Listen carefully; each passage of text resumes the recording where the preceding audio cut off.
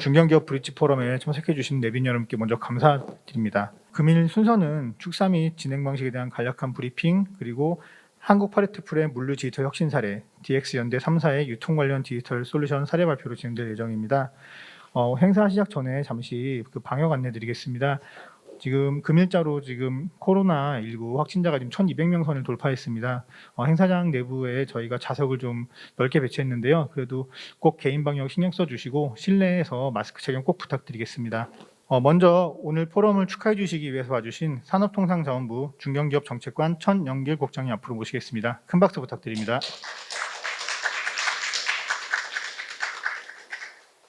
자, 안녕하십니까. 저 산업통상자원부 중견기업 정책관 천영길입니다. DX 포럼 두 번째 하는데 축하드리고요.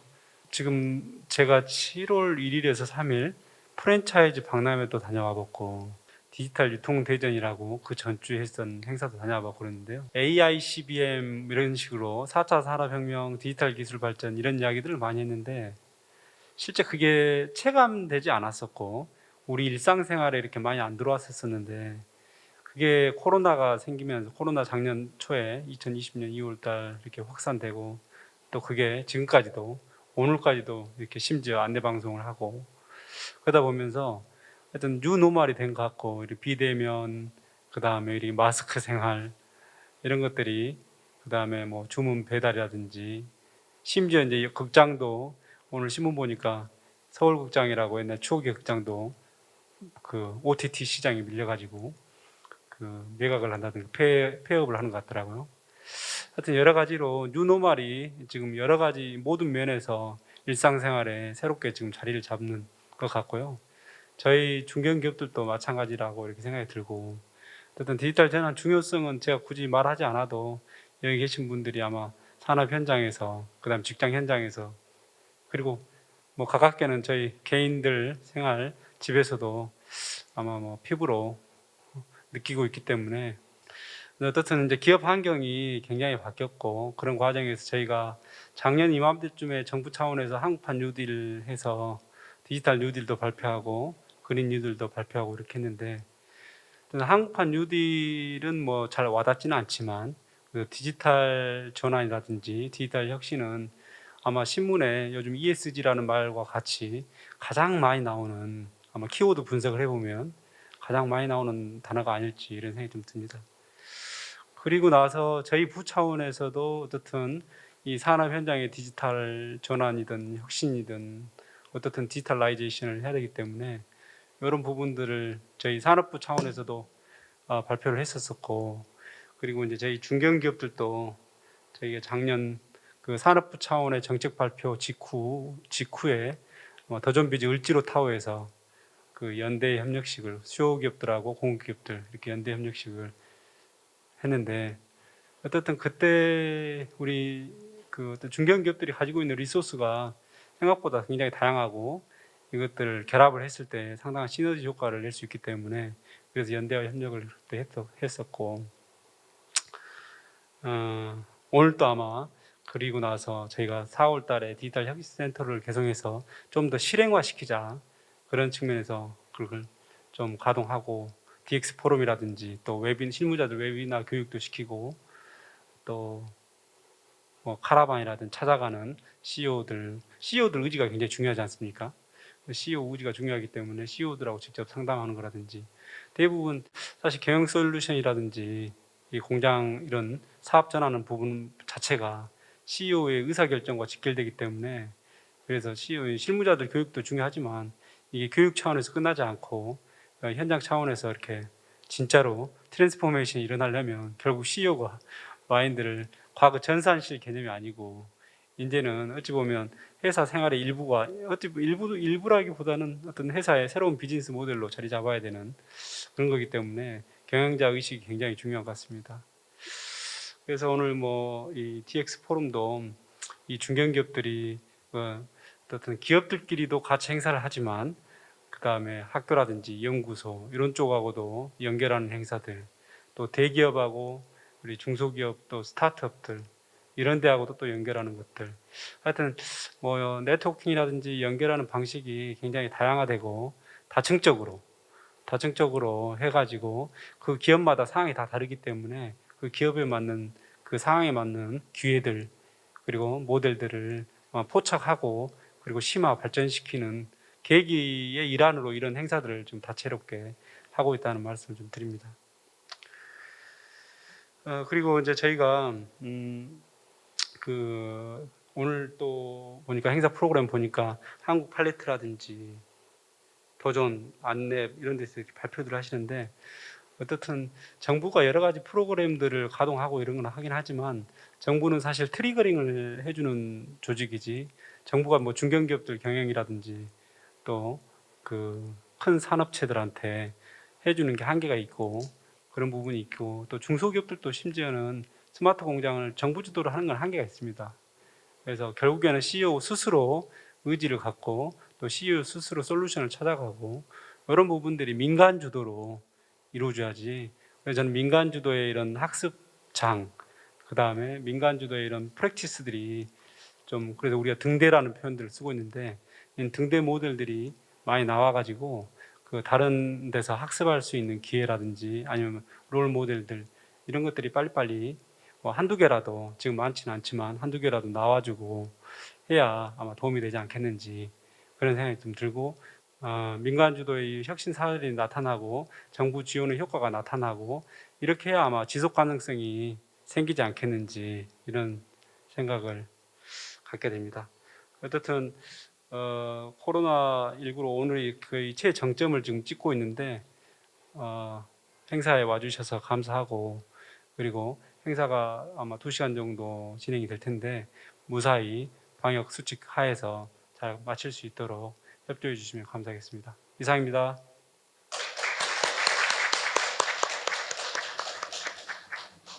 이후 순서부터는 저희가 좀 보다 깊이 있는 포럼징을 위해서 IT 쪽 전문가이신 그 마크 애니의 최고 본부장님께 그 모더레이터 역할을 좀 부탁을 드렸습니다.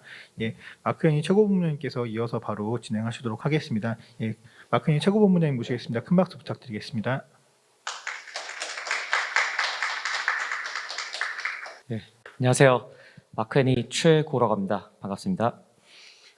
오늘 다들 바쁘신데 시간 내어 참석해 주셔서 너무 감사합니다. 오늘 첫 번째 순서는 물류 산업의 디지털 혁신을 사례 중심으로 풀어나가는 순서를 가지려고 합니다. 첫 번째 발표는 한국 파레트풀의 김주연 본부장님이 맡아주셨고요. 김주연 본부장님은 삼성 SDS 데이터 센터에서 커리어를 시작해서 CJ 대한동운, LG 판토스 물류연구소, 그리고 로지스홀 컨설팅을 거쳐서 지금은 한국 파레트풀에서 근무하시는 물류산업의 베테랑이십니다. 오늘 발표를 맡게 된 김종현 본부장님을 박수로 맞이해 주시기 바랍니다. 감사합니다.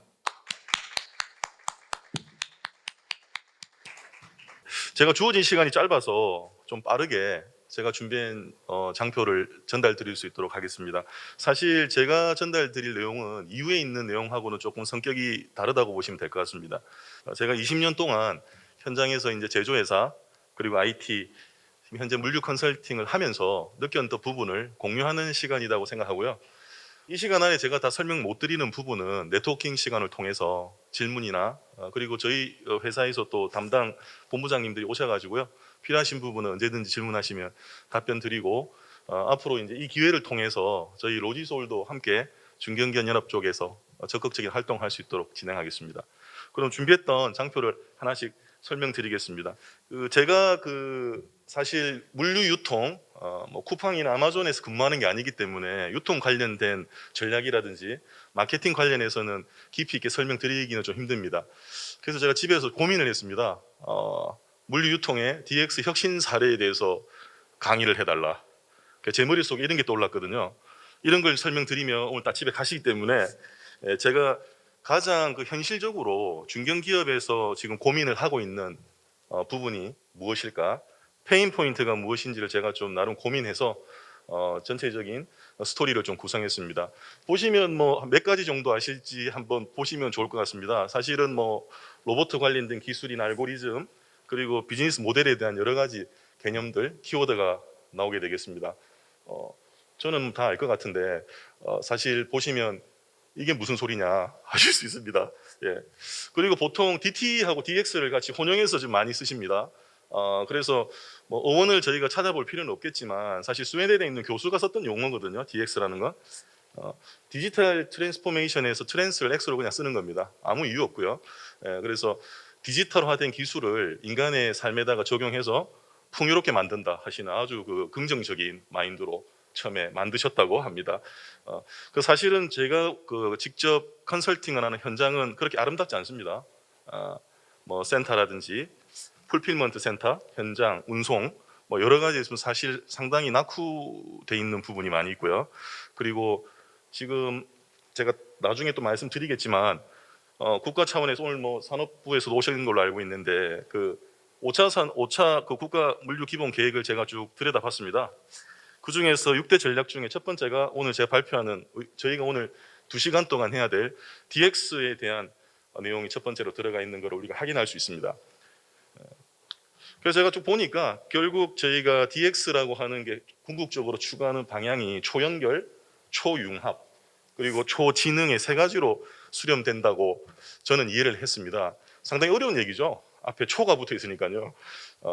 예전에 제가 학교에서 공부할 때나 제조회사 다녔을 때는 사실 뭐 ERP, 뭐 코스트 리덕션, 그다음에 뭐 개선, 임프루브먼트 이런 쪽에 관심이 많았죠. 그냥 최근에는 연결, 자율, 전동화 뭔가 가지고 있는 바운더리를 벗어나는 이야기를 많이 하십니다. 제가 계속 말씀드렸던 내용들이 아마 그런 거하고 맥락이 계속 되는 거고요. 결국은 이제 혼자서 살 수 있는 세상이 아니기 때문에 어떻게 하면 연결할 거냐, 융합할 거냐 이런 시대로 저희는 이제 접어들었습니다. 피할 수 없는 현실인 것 같고요. 국가 차원에서도 어떤 세제 지원이라든지 그리고 실증 사업 그리고 스마트 산단 다양한 형태로 저희 중견기업, 대기업들한테 지원을 하는 걸로 그렇게 알고 있습니다. 5차 산업이 10년간의 그냥 기본 계획입니다. 그래서 저희도 이 부분에 대해서 한번 시간이 되시면 제가 설명드리기는 좀 힘들고요. 자세하게 공청회 자료가 있으니까 한번 보시면 도움이 될 것 같습니다. 이 자료는 넣지 않으면 뭔가 좀 안고가 빠진 것 같아가지고 4차 산업혁명에 대한 얘기를 하고 지나가야 될 것 같아서 넣습니다. 사실은 제가 물류 컨설팅 할 때 제일 많이 했던 강의에서 했던 말이 SCM 2.0이라는 말을 많이 썼습니다. 예전에는 리스크 관리, 공급망에 대한 관리, 그린 그리고 텍스 어떻게 할 거냐 이런 부분을 집중했었는데 최근에 2, 3년 안에는 DX가 어떻게 되느냐, DT 이런 부분으로 온 것 같습니다. 결국은 현재 나오고 있는 시중에 다양한 종류의 기술적인 어떤 그 디지털 기술들을 물류에 접목시키는 방향을 모든 기업들이 고민하고 있고요. 저희 회사도 상당수 많은 인원들이 IT, 컨설팅, 엔지니어링에서 보고 있는 게 매일 기술 얘기입니다. 기술을 어떻게 시중에 나와 있는 기술을 적용시킬 거냐, 그리고 저는 고객에게 어떤 기술을 추천할 거냐, 이게 저의 사명이라고 보고요. 저희는 이렇게 부릅니다. 지금 저희가 살고 있는 시대를 로지스틱스 4.0이라고 부릅니다. 개념화시키는 걸 좋아하기 때문에 컨설턴트들은 저게 부르긴 합니다. 사실 롤렌버거에서 쓰는 용어라고 보시면 되고요. 저는 로지스틱스 4.0을 이렇게 봅니다. 지금 제가 질문을 하나 좀 드려야 레벨링을 할 수 있을 것 같은데요. 지금 기업에서 혹시 WMS나 TMS를 사용하고 계시는 회사가 있는지 좀 궁금합니다. 현재 ERP로 사용을 하고 계시죠, 대부분. ERP의 MM 모듈이나 뭐 TM 모듈 가지고 아마 물류 관련된 업무를 진행하고 있다고 제가 판단이 되고요. 손을 원래 잘 안 드시니까 제가 알아서 판단하겠습니다. 컨설팅을 가보면 결국 제가 지금 50장이 지금 남아 있습니다. 대부분의 설명들이 현실하고 좀 먼 룬샷 얘기, 달 날아가는 얘기가 좀 있습니다. 그런데 현실은 현장에서는 수기, 매뉴얼로 지금 움직이고 있는 현상에서 제가 달에 가는 비전은 얘기할 수 있으나 현장감이 없는 얘기를 해서 오늘 20분이라는 시간을 허비하고 싶진 않고요. 실질적으로 현장에 도움이 될 수 있는 얘기로 풀어가도록 그렇게 하겠습니다. 최근에 나오는 DX라고 하는 그 7가지 키워드로 제가 뽑아봤습니다. 첫 번째 얘기는 사실 예상이 안 된다는 거죠. 전부 다 마스크 끼고 계십니다, 지금. 재작년에 저희가 이렇게 마스크 끼면서 이 잘생긴 얼굴을 못 보여주는 이런 안타까운 현실이 될 거라 생각도 못 했습니다. 이게 스킨화 되는 것 같습니다, 마스크가. 예상할 수 없다는 거죠. 블랙스완이라든지 최근에 나오는 키워드를 얘기를 안 하더라도 사실 예측하기 힘들고 앞으로 어떤 일이 발생할지 모릅니다. 그래서 물류라고 하는 것들도 지금 비대면 물류에 대해서 어떻게 할 거냐, 이게 관점이고요. 라스트 마일에서 고객을 안 만나고 어떻게 물건을 전달할 거냐, 이런 부분입니다. 두 번째는 요소 기술 가격의 인하입니다. RFID 가격이 얼마예요? 물어보십니다, 저한테. 이제 가격이 싸졌으니까 다 적용되는 거 아닙니까? RFID에 대해서 아마 질문이 나올 수도 있는데 지금 현재 예전에 봤던 기술들의 가격이 많이 낮아졌습니다. 도입할 수 있는 수준까지 됐습니다. 그럼 어떤 기술을 도입할 거냐 하는 시대가 왔다는 거고요. 세 번째는 비용 관점에서, 코스트 리덕션 관점에서 이제는 속도의 시대가 왔다.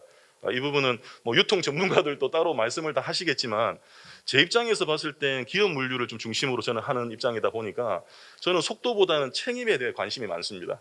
사실 개런티한 트랜스포메이션에 관심이 많지 뭐 빨리 갖다 준다? 단납기 대응을 한다? 뭐 빨리 갖다 주면 좋습니다. 그렇지만 계약에 규정되어 있는 공급 방식에 따라서 프로토콜을 준수하면서 가는 게 저는 맞다고 보고요. 지금 너무나 빠르게 하다 보니까 모든 기술들이 빠른 위주, 풀필먼트, 뭐 즉각 배송, 새벽 배송 이런 쪽으로 가고 있는 것 같습니다. 그렇지만 결국 양면을 봐야 되는 건데 그 빠른 배송에 의해서 지금 풀필먼트 센터 내에서는 상당히 복잡성이 높아가지고요. 나중에 제가 다시 말씀드리겠지만 항상 풍선 효과가 있는 것 같습니다. 물류를 해보니까. 예. 그 의미로 제가 3번을 키워드로 뽑아봤습니다. 4번은 일단 지금 이 시대를 살아가는 우리 젊은 세대들, MZ 세대라고 하는데 뭐 포노 사피엔스라고 부르더라고요. 보니까 디지털 원주민, 저는 디지털 이주민 이렇게 부릅니다.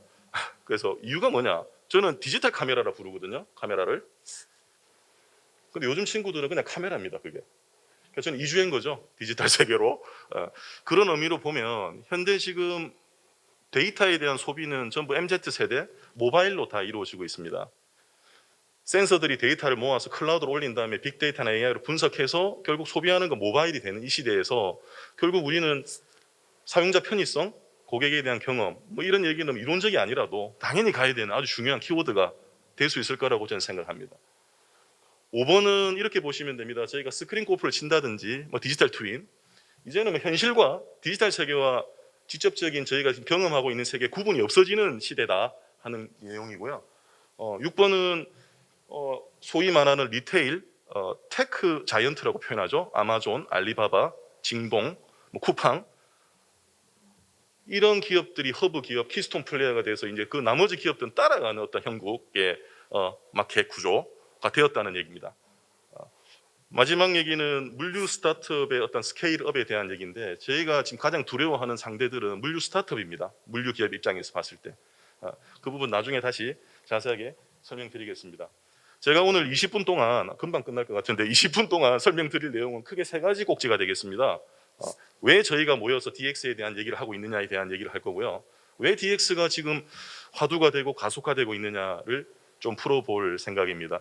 두 번째는 그럼 가장 핵심적 기술이 뭐냐? 한 3가지 정도 오늘 소개해 드리고요.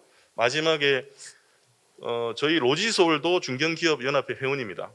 그래서 아마존이나 페덱스나 뭐 지금 머스크에서도 오셨는데 그런 대기업에서 바라보는 DX 관점보다는 중견기업 회원 입장에서 현장에서 적용될 수 있는 DX의 사례를 말씀드리는 게 더 피부에 와닿을 것 같다는 의미로 간단하게 정리하고 Q&A 시간을 가지도록 하겠습니다.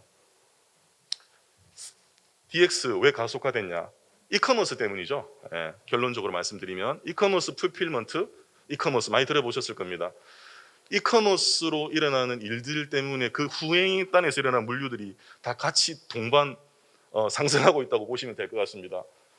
자주 보시는 자료입니다. 제가 알기로 작년에 한 160조 정도 유통 쪽에서 매출이 일어난다고 보면요, 30% 정도가 온라인에서 발생합니다. 광군제라든지 글로벌 이커머스 예를 들지 않더라도 이런 폭발적인 이커머스 때문에 기존에 있는 제조사, 오프라인 중심의 회사들도 이커머스를 바라보지 않으면 생존할 수 없는 이런 시대가 됐습니다. 고객에 대한 경험이 가장 중요해진 시대가 됐다 이렇게 보시면 될 것 같습니다. 결국 B2, B2C라고 보통 표현하는데 C2C는 이제 뭐 C2C 개인 간의 거래에 있을 수 있습니다. 그렇지만 지금 저희가 관심 있는 부분은 B2B에서 결국 폭발적 성장하고 있는 B2C 시장에 대한 유통회사, 제조회사, 그리고 풀필먼트의 대형화, 자동화 이런 부분에 대한 저희가 관심을 가져야 되는 시대로 왔다는 시사점을 발견할 수가 있습니다. 물류회사에 제가 있다 보니까 순위가 상당히 관심이 많습니다. 매번 조사를 하거든요. 5위 보시면요. 일본 물류죠. 일본 통운입니다. 5위. DB 쉔커고요. 3위가 쿠켄나겔입니다. DHL이고요. 1위는 아마존이죠. 예전에 생각도 못했습니다. 제가 벤치마킹하는 회사는 뭐 머스크 그리고 DHL이었습니다. 페덱스. 지금은 월마트, 나이키, 아마존을 공부합니다. 유통회사가 도입하는 로봇 설비, 알고리즘, 빅데이터 이런 걸 공부를 한다는 거죠. 제가 그런 공부해서 저희 회사에 어떻게 적용할 거냐. 이제 유통회사는 물류회사의 구분을 짓는 것 자체가 이제 넌센스인 그런 시대가 왔고요. 앞으로 이 순위는 크게 변동되지 않을 거라고 개인적으로 생각하고 있습니다. 아까 제가 초반에 말씀드렸던 제가 가장 두려워하는 시장에서의 상대는 물류 스타트업이라고 말씀드렸습니다. 페덱스의 경우긴 한데 한국도 마찬가지입니다. 예전에 페덱스가 일괄 물류했던 각각의 그 펑션들이 DX 기술을 확보한 다양한 스타트업들에게 점령 당하고 있는 모습입니다. 공룡을 뜯어먹는 생쥐라고 보시면 될 것 같고요. 이런 스타트업들이 지금 스케일업이 돼서 유니콘이 된다, 메가톤, 다양한 형태의 형태 발전을 하고 있고요. 기존에 있는 이제 물류 기업들은 스타트업이 어떻게 되는 추이까지 봐야 되는 아주 상당히 어려운 어떤 시기에 와 있다고 생각하시면 좋을 것 같습니다. 쿠팡은 말씀 안 드려도 지금 가장 관심 있는 게 풀필먼트 센터를 확보하는 거죠. 지금 최근에 좀 안타까운 일이 있었지만 결국은 지속적으로 풀필먼트 센터가 늘어날 거고요. 168개에서 지금 몇 개인지는 정확하게 제가 파악이 안 되지만 풀필먼트라고 하는 이 프로세스를 지속적으로 늘려나갈 겁니다. 쿠팡에서는. 그리고 그 연관돼 있는 메시코리아라든지 다양한 도도플렉스, 이커머스 플랫폼 품고 셀러플렉스라든지 다양한 플랫폼의 형태의 서비스 모델이 지속적으로 나오고 있고요. 앞으로도 이 풀필먼트 관련된 그 스타트업은 지속적으로 확대될 거라고 저희는 예상을 하고 있습니다. 저희 회사에서도 플랫폼 관련해서 시스템을 론칭하려고 지속적으로 준비 중이고요. 생존하기 위해서는 이제 플랫폼 공유에 대해서는 사업 계획에 반영해서 진행해야 될 정도로 저희도 심각하게 받아들이고 있습니다. 그러면 그 실제로 물류 현장에서 중견기업 아마 지금 참석하신 분들이 경영하고 계시는 물류 현장에서도 아마 외부 창고 아니면 사내 공장에 있는 창고들을 보유하고 계실 겁니다. 그럼 창고에서 어떤 변화가 있느냐? 모든 기업들이 이 풀필먼트를 하려고 합니다. 그러다 보니까 창고가 없습니다. 지을 곳도 없고요. 그리고 그쪽에서 일할 사람도 없습니다. 복잡도가 높아지고요. 결국 이게 그 비셔스 서클이 되는 거죠. 악순환이 계속됩니다. 모두 물류 기업들이 동일한 방향을 가고 있기 때문에. 그래서 저희도 어떻게 하면 이런 부분들을 해칭할 거냐. 결국 제가 앞으로 말씀드렸던 내용들이 이 부분을 해결하기 위한 물류 기업 나름대로의 브레이크스루 솔루션이 될 것 같습니다. 풀필먼트에 대해서 간단하게 좀 설명을 드리면요. 제가 예전에 그 회사 생활 초년 때 들었던 얘기가 풀필먼트입니다. 그러니까 20년 전이죠. 그때도 있었습니다. 풀필먼트가. 그때 제 그 풀필먼트 앞에 주문이 붙었죠. 주문에 대한 충족률을 제가 관리했었거든요. 처음 입사했을 때. 최근에 다시 이게 급부상을 하고 있습니다. 저는 쉽게 얘기했을 때 최근에 아까 이커머스에 대한 폭발적 성장 때문에 풀필먼트가 지금 유행하고 있다고 보고요. 기존에 있었던 겁니다, 다 제가 볼 때는. 그래서 크게 보면 한 4가지 정도의 특징을 가지고 있는데 상당히 복잡한 거죠. 주문 단위도 복잡하고 묶음 배송이라든지 그리고 고객에 맞춤화된 어떤 주문 관리, 부가가치 서비스. 부가가치 서비스는 이런 걸 보시면 될 것 같습니다. 반품이라든지 그리고 고객 맞춤형, 선물 포장, 다양한 형태 기존에 있던 보관형 창고가 가지지 못하는 에디드 밸류를 제공할 수 있는 센터다. 이렇게 이해해 주시면 좋을 것 같고요. 결국 이런 것들을 하기 위해서는 사람이 없습니다. 일할 사람들이. 그래서 자동화에 대한 관심을 가지고 ASRS라든지 로봇, 자율주행이라든지 다양한 형태의 기술을 경영자께서 찾아보는 이런 시대가 됐다고 이해하시면 될 것 같습니다. 지금 그 경영하시는 그 센터, DC가 디스트리뷰션 센터가 될 수도 있고요. 보관형 센터, 우리 센터의 수준이 어떻게 되느냐에 대한 한번 고민을 하실 필요가 있습니다. 제가 볼 때 아직 컨설팅 제가 나가보진 않았지만 아마 레벨 0나 1, 많으면 2 정도에 있을 거라고 봅니다. 지금 대기업이나 쿠팡이나 여기서 추구하고 있는 거는 레벨의 궁극인 4입니다. 아까 말씀드렸던 지능화가 가미된 인간이 판단하지 않고 수요를 예측하고 고객이 원하는 수요가 뭔지를 미리 파악해서 물건을 전진 배치하는 이런 시대가 된 거고요. 결국은 이 기술들을 잘 보시고 시중에 기술들은 다 있습니다. 하드웨어는 어떤 기술들이 우리 기업에 맞느냐 이런 판단을 필요하시다면 전문가에 대한 조언을 얻으시는 게 저는 맞다고 이게 제안을 드립니다. 물류 기업들의 경영 계획에서 메뉴에 있는 전략 제목이 보통 스마트 W&D, 4PL 이런 단어가 들어갑니다. 대부분이 그렇습니다. 물류 기업에서는. 그래서 제가 고민을 했습니다. 스마트란 뭐냐 이런 근원적 고민을 했습니다. 스마트란 무엇이냐? 아까 뭐 말씀드렸던 풀필먼트 이런 개념은 아닙니다. 스마트는 모든 기업에서 쓰는 말이긴 한데 사실 개념을 정의해서 쓰는 사람들이 많이 없습니다. 그래서 제 나름대로의 어떤 정의는 스마트는 칼날입니다. 칼날. 필요 없는 거를 도려낸다고 생각하시면 됩니다.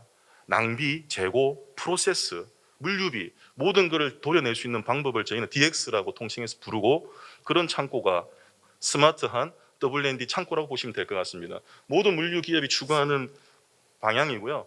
결국은 스마트 무인 로봇, 궁극에는 로봇으로 갈 수밖에 없다. 왜? 노동력의 감소, 인건비를 줄이기 위해서 무인화, 예전에는 뭐 성인화, 성역화라는 말을 썼지만 무인화, 소인화 추구하기 위해선 스마트 무인 로봇으로 갈 수밖에 없는 그런 시대가 됐습니다. 두 번째는 그러면 핵심적인 기술이 뭔지 주요한 기술을 DHL에서 보통 얘기하는 그 세 가지를 제가 뽑아봤습니다. 크게 보면요, AR, VR 그리고 로봇 자동화, 마지막에 자율운송입니다. 사실 뭐 자율운송 부분은 오늘 참석하셨던 분들은 크게 관심이 없을긴 할 것 같은데 참고로 트렌드 캐치 차원에서 제가 포함시켰고요. 사실 2번이 좀 핵심적인 내용이 되겠습니다. 보시면 AR, VR은 그 소위 얘기하는 그 안경을 착용하고 가시는 거라 보시면 됩니다. 나중에 이제 설명을 드릴 거고요. 두 번째 로봇 자동화는 아까 지속적으로 제가 말씀드리는 부분입니다. 그리고 자율운송은 지금 뭐 마곡에도 지금 실증으로 테스트하고 있는 중이고요. 마이크로 풀필먼트 센터에서 고객의 문 앞에까지 가는 겁니다. 근데 한국에서는 사실 저는 전체적 적용은 어렵다고 판단하고 있습니다. 이유가 있죠. 지리적인 특성이 미국하고 다릅니다. 중국이나 저희는 경사도가 상당히 높고요.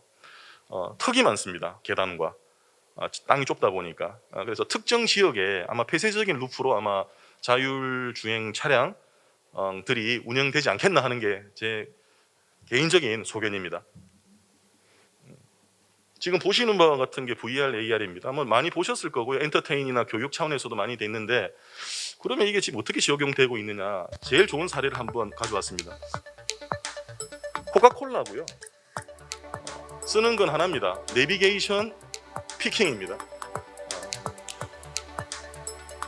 구글 글라스에서 지시하는 피킹 지시서를 따라서 위치를 이동해서 그 해당되는 제품을 QR코드를 읽어가지고 WMS에 반영되고요. 그 제품을 검수, 재고 카운트까지 다 가능한 시스템입니다. 코카콜라는 상당히 잘 쓰고 있고요. 국내에서는 제가 알기로는 적용된 사례가 없는 걸로 알고 있습니다. 실증 사례를 빼고. 좋은 것 같은데 왜 사용을 안 할 것 같습니까? 제가 나름대로 분석을 했는데 VR, AR은 필요할 때만 써야 됩니다. 이게 사람이 인지 부조화가 생기거든요. 시각을 가장 많이 피로도를 느낀다, 인간이. 그래서 제가 컨설팅 할 때는 보이스 피킹을 추천을 드리고요. 보이스 피킹과 그 VR을 같이 결합을 지금 한 그 사례를 보셨는데 사실은 현장에서는 사실 좀 적용하기는 힘듭니다.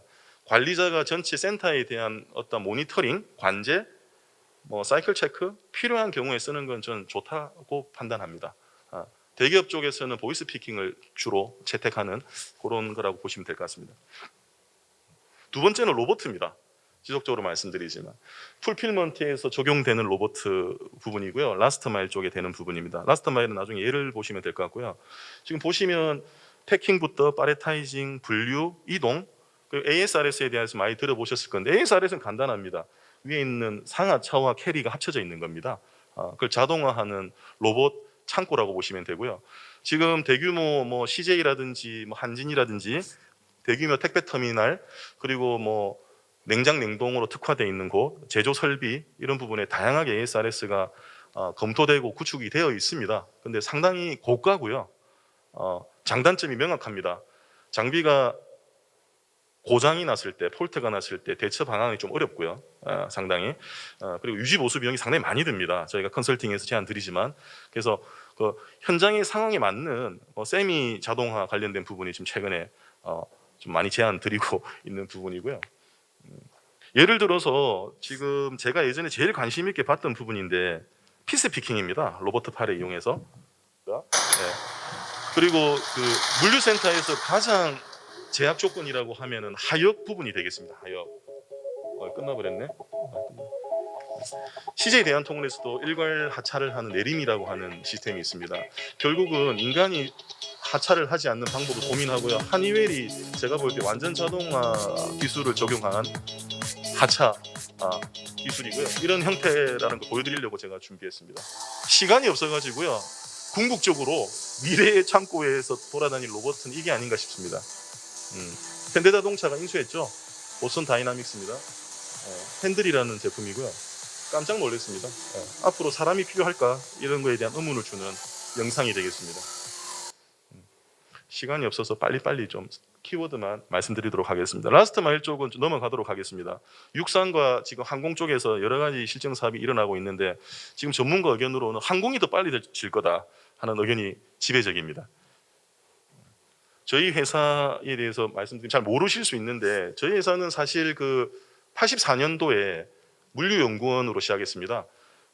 그래서 물류 기기를 공동화해서 풀링 사업을 하면 친환경적이고 사회 공적으로 공유 가치를 창출할 수 있지 않겠나는 창립자 의견으로 지금 한 40년 정도 운영하는 회사고요. 지금 한 작년에 1조 한 2천억 정도, 목표는 금년도 목표는 1조 6천억 정도 되는 회사, 종업 물류 서비스 회사라고 보시면 좋을 것 같습니다. 저희가 아까 말씀드렸던 세 가지 DX의 방향에 맞게 저희도 전략이 있습니다. VEP 전략을 세워서 비지빌리티, 엔지니어링, 그리고 플랫폼 관점에 다양한 DX에 대한 시도를 하고 있습니다. 시간이 없어서 이걸 다 설명드리기 힘들 것 같은데 오늘 저희 전략에 대해서는. 그래서 무인 물류에 맞는 내용을 말씀을 드리면요. 저희가 포트폴리오를 구성해서 고객이 원하는 하드웨어는 파트너사를 공급하고요. 저희는 집중을 소프트웨어에 하고 있습니다. 제어, 관측, 통제 이런 부분입니다. AI 측면의 어떤 비전 피킹 이런 부분에 관심을 많이 가지고 집중하고 있고요. 지금 보시면 실증 사례로도 저희 고객사 현장에서 실질적으로 자율주행, 무인 반송 이런 부분에 대한 테스트를 진행을 하고 있습니다. 저희가 국내 1위 지게차 렌탈 회사입니다. 그래서 그 지게차에 대한 원격 데이터 취합이 가능합니다. 사전에 고장 알람을 울려드리고요. 운휴율을 관리합니다. 지게차가 얼마나 가동되는지에 대한 관리를 통해서 저희가 고객에게 가장 생산성 높은 지게차 렌탈을 가능한 어떤 솔루션, 플랫포크라고 저희가 부르고요. 관심 있으신 분은 나중에 다시 오시면 다시 설명드리도록 그렇게 하겠습니다. 센터에서 가장 많이 일어나는 사고는 지게차 사고입니다. 인명사고가 제일 많고요. 저희는 UWB 비전 방식으로 직접 그 브레이크를 제어를 하는 특허가 있습니다. 쿠팡에 지금 들어간 제품이고요. 인명사고를 제로로 만들기 위해서 저희가 시도하고 있고 아마 앞으로 그 센터 내에서는 인명사고가 없을 수 있도록 하는 게 저희 사명이라고 생각하고 지속적으로 테스트를 진행 중입니다. 웨어러블 수트입니다. 한 10% 정도 생산성 있다고 저희 나름대로 판단하고 있고요. 인당 한 명이 350만 원이면 저희 렌탈비가 한 35만 원 정도 합니다. 그렇다고 하면 충분히 도입 가능하다고 보고요. 마케팅 효과, ESG, 현장에 대한 어떤 작업자에 대한 어떤 보건, EHS 관점에서도 한번 검토해 볼 만한 아이템이라고 생각하고 있습니다. RPA 열심히 저희도 적용하려고 노력하고 있고요. 매뉴얼 작업, 메일, 배차 요청, 재고 조사 이런 부분을 RPA를 통해서 퍼센트는 제가 표현을 정량적으로 표현을 못했지만 상당히 효과 있는 걸로 지금 자체적으로 판단하고 있습니다. 그 외에 다양한 형태의 시뮬레이션 툴을 통해서 고객이 원하는 센터를 미리 설계해 가지고 제공을 해드립니다. 그래서 예측이 가능한 미래에 대한 솔루션을 좀 제공하고 있는 걸로 저희가 좀 핵심 역량으로 지금 삼고 있습니다. 여기까지는 보여드리기 힘들 것 같은데 이커머스 저희가 저 사업의 실리콘밸리에 성장에 있는 따라 업체입니다. 물류센터는 갈수록 대형화되고 이를 처리하기 위한 모빌리티 자원의 투입은 급격히 증가하고 있습니다. 단위 시간당 처리 물류량이 증가하면서 사고의 위험성도 높아지고 심각한 피해와 손실이 발생하고 있습니다. 또한 물류센터에 다양한 물류 로봇의 도입이 시도되고 있으나 각각의 시스템의 차이로 물류 시스템과의 효율적인 연계가 어렵습니다. 그래서 모션2 AI는 물류센터에서의 모든 문제를 해결할 수 있는 새로운 솔루션을 제안합니다.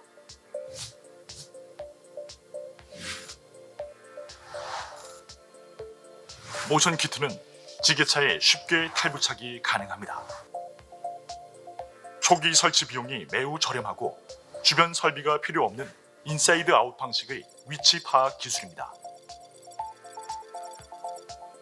기존 실내 측위 방식의 2% 수준으로 매우 저렴합니다. 모션2 AI는 인공지능을 활용한 비전 기술을 통해 토탈 리얼타임 로케이션 서비스를 고객에게 제공합니다. 모션 키트는 인공지능 기술을 활용해 실시간 위치와 작업 상태를 확인하여 물류 모빌리티 자원의 활용성을 높여줍니다. 카메라와 인공지능 기술의 결합은 장애물 탐지, 위험 구역 내 작업자 모니터링, 렉 충돌 방지 등 실시간으로 알려줍니다. 이까지 보도록 하겠습니다. 저희하고 파트너 돼 있는 실리콘밸리 스타트업 회사고요. 저희가 가지고 있는 아까 플랫포크 그리고 저희가 가지고 있는 그 12,000대 장비를 아까 보셨던 모션2 AI하고 적용을 하려고 노력 중입니다. 현재 그 시스템이 GS라든지 판토스, 시의 대한통운에 지금 접목해서 현장에 지금 적용되고 있는 상황이고요. 저희는 이걸 솔루션화해서 고객한테 제공하기 위해서 또 많은 노력을 진행 중입니다. 그 외에도 저희가 브랜드 명인 애니웨어라고 하는 게 있습니다. 아까 말씀드렸던 다양한 형태의 센서들 그리고 WMS 이런 부분들을 통제할 수 있는 통합 관리 시스템을 만들어야 되겠다는 생각으로 지금 보시는 건 국내 1위의 그 커피 회사의 실지 현장의 모습입니다. 본 시스템과 그 컨설팅을 통해서 기존 물류비의 한 50% 정도를 절감했던 사례고요. 현재는 저희 본사에서 1위 커피 회사의 물류센터를 원격으로 보실 수 있게 대시보드를 만든 형태입니다. 상당히 뭐 효과가 커가지고요. 다른 커피사에서도 벤치마킹을 오고 있습니다.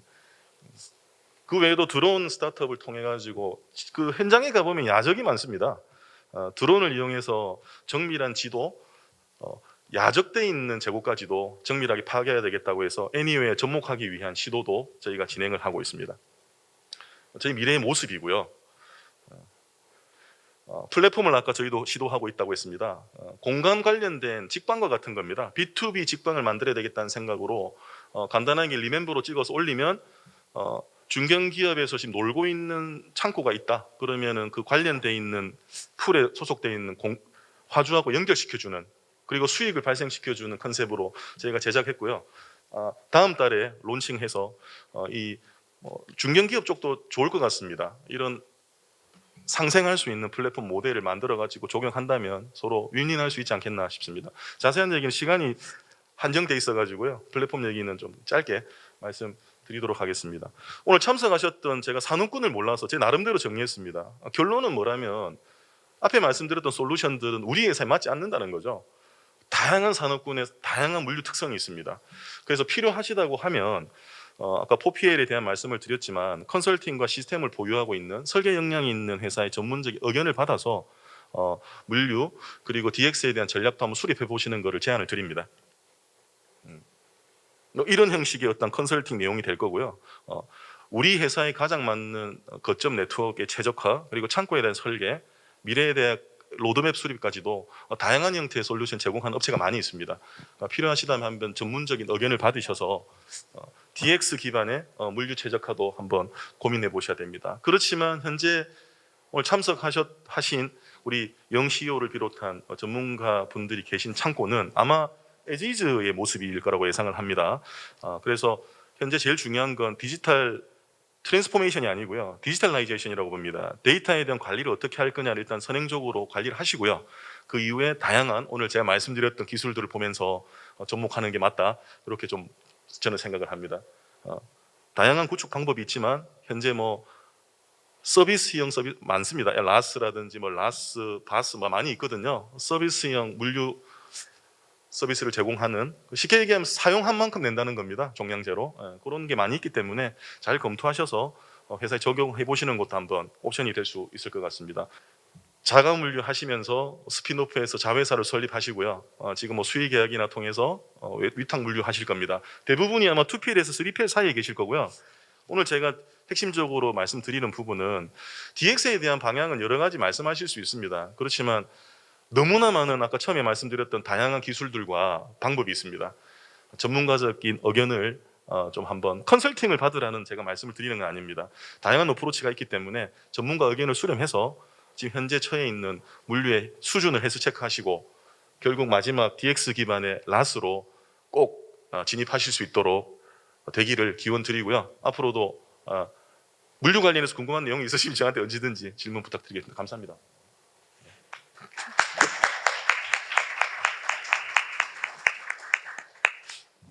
제가 오늘 Q&A를 이제 모더레이터 역할로 이제 진행을 해달라고 부탁을 받아서 오늘 같이 참여를 하게 됐는데 질문이 있으신 분이 있으신가요? 예, 안녕하십니까. 저는 아우박스 대표 박철수입니다. 맞습니다. 저희가 오늘 뭐 큰 그 벌키한 사이즈로 그 다루어 주셨던 풀필먼트 전문 회사입니다. 제 스타트업이고요.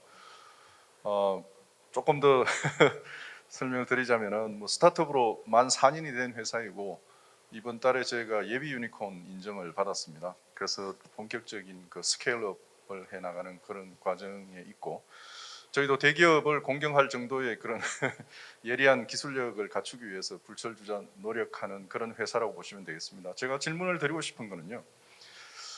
자동화의 단계에 대한 피지빌리티를 어떻게 결정하는 게 좋은가 하는 게 그게 현장에서의 가장 고민입니다. 네. 그래서 우리 뭐 TMT라고 투머치 토크라고 얘기한 과연 어느 수준까지의 자동화를 그 이루는 것이 효율에도 기여하고 ROI에도 크게 벗어나지 않는 우리가 기대하는 수준으로 갈 것인가 하는 이런 의사 결정을 하는 이런 그 프로세스나 또 그 방법 또 컨설팅을 하실 때 네. 뭐 다 섹시하고 뭐 로지스틱 에저 서비스 이게 뭐 그 라스토로 간다는 거는 다 알고 있는데 예. 실질적으로 우리가 그 가용할 수 있는 제한된 리소스에서 정말로 효율을 낼 수 있는 그런 자동화 정도를 보통 컨설팅을 하실 때 어떻게 그 레코멘데이션을 하시는지 그 부분을 좀 설명해 주시면 감사하겠습니다. 예, 감사합니다, 대표님. 예상 질문이고요. 예, 준비했습니다. 예. 그 제가 그 현장에 나가서 자동화를 하면 사람이 줄게 되고 그 비용으로 자동화에 투자하면 안 되겠냐고 말씀하십니다. 직접적으로 사장님께서 사람을 줄이기 위해서 자동화하는 게 아니고요. 사람이 없어서 자동화를 하는 겁니다. 예, 저는 그렇게 설명드리고요. 그리고 자동화율, 자동화에 대한 투자 옵션을 여러 가지 드리거든요. 시나리오를 보통 컨설팅을 하면 그렇게 합니다. 완전 자동화, 그냥 저희가 그냥 부르기로 세마이 자동화, 수동. 근데 수동은 또 싫어하십니다. 컨설팅 받았는데 수동으로 가야 돼? 그거는 싫어하시고요. 그래서 보통 접점을 ROI 기반으로 해서 반자동화라고 부르는데 반자동화는 좀 발음이 좀 그래가지고 적재적소에 가장 최적화된 그 인간과 협동하면서 할 수 있는 부분이 뭔지를 제안 드립니다.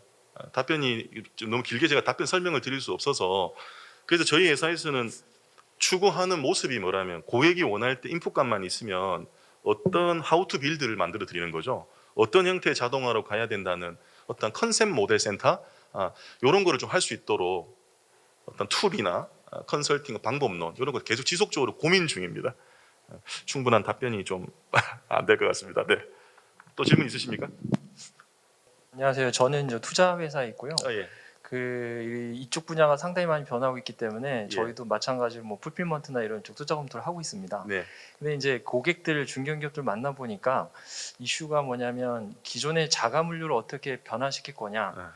그다음에 일부는 3PL로 하고 있는데 어떻게 그걸 바꿀 거냐. 뭐 3PL 업체를 바꾸던가 뭐 이런 고민들을 많이 하시더라고요. 네. 그래서 두 가지 관점에서 자가 물류를 어떻게 바꿀 건지 그다음 두 번째 3P를 어떻게 활용할 건지 하는 거에 대해서 조금 컨설팅을 많이 하고 계시면 좀 생각하신 인사이트 있으면 좀 답변 부탁드립니다. 그 전에 질문이 있어야 될 거라고 봅니다. 예. 아웃소싱 전략이지 않습니까? 지금 말씀하셨던 게 아웃소싱 전략에 대한 기본 그 CEO의 생각이 계셔야 됩니다. 일단 핵심 역량을 가진 부분 마케팅이나 제조에만 우린 집중하겠다고 하시면 전체적인 거를 원 컴퍼니 원빌로 가시면 됩니다. 그냥 제일 잘하는 곳을 비딩 하셔가지고요. 저는 가라고 제안 드립니다. 복잡하게 말씀드릴 필요가 없거든요, 사실. 그런데 그 판단을 하시기 좀 힘들죠. 왜 그렇다면 기본적으로 장기 거래가 많습니다. 수의 계약에. 실제 현장에 가보면. 예. 그래서 뭐 한 업체에다가 해서 하면 이코노믹 스케일 있지 않습니까? 내고도 있고 그런 부분을 하긴 하는데 모노폴리가 되기 때문에 좀 주저하시고요. 그래서 보통은 한 두 업체 정도를 서로 견제하면서 사용하실 수 있도록 제안을 드립니다. 컨설팅을 하면. 잘 만들어 드리죠, 옵션을 제가. 혹시 저 자가물류 좀 트랜스폼하는 거에 대해서는 어떻게 어프로치를 좀 제안을 하시나요? 자가 물류 부분은 일단 그 물류비를 제가 다 발라드립니다. 물류비에 대해서 정확하게 보셔야 됩니다. 고정비부터 해서 자가 물류를 잘 모르시거든요. 얼마 돈이 나가는지, 그 비용이 좋은지. 그러니까 메이크 할 건지 바이 할 건지입니다. 그거를 숫자로 보여드리면 판단을 하시더라고요. 예. 자가 물류를 3PL로 전환하는 게 능사는 아닙니다. 다 이유가 있거든요. 자가 물류를 했던 히스토리를 잘 보고 여러 가지 옵션 중에서 선택하실 수 있게 제안하는 게 저는 컨설턴트 입장이라고 보고 있습니다. 예, 아까 로지스틱스 4.0에 예. 대해서 말씀을 주셨는데요. 예. 지금 저 같은 경우에도 물류 현장 많이 돌아다녀보고 이러면 굉장히 인력이 많이 있고 자동화된 데는 크게 많이 못 봤거든요. 네. 그래서 우리나라에서 지금 현재 뭐 로지스틱스 3.0, 4.0 이렇게 말씀하시는데 지금 현재 상태는 어느 정도 와 있다고 지금 판단하시고요? 전체 산업군을 대상으로 말씀하시는 물류 겁니다. 산업군만 딱 보면. 물류 산업으로 봤을 때, 물류 산업으로 봤을 때는 3.0입니다. 4.0이 방향성이고요.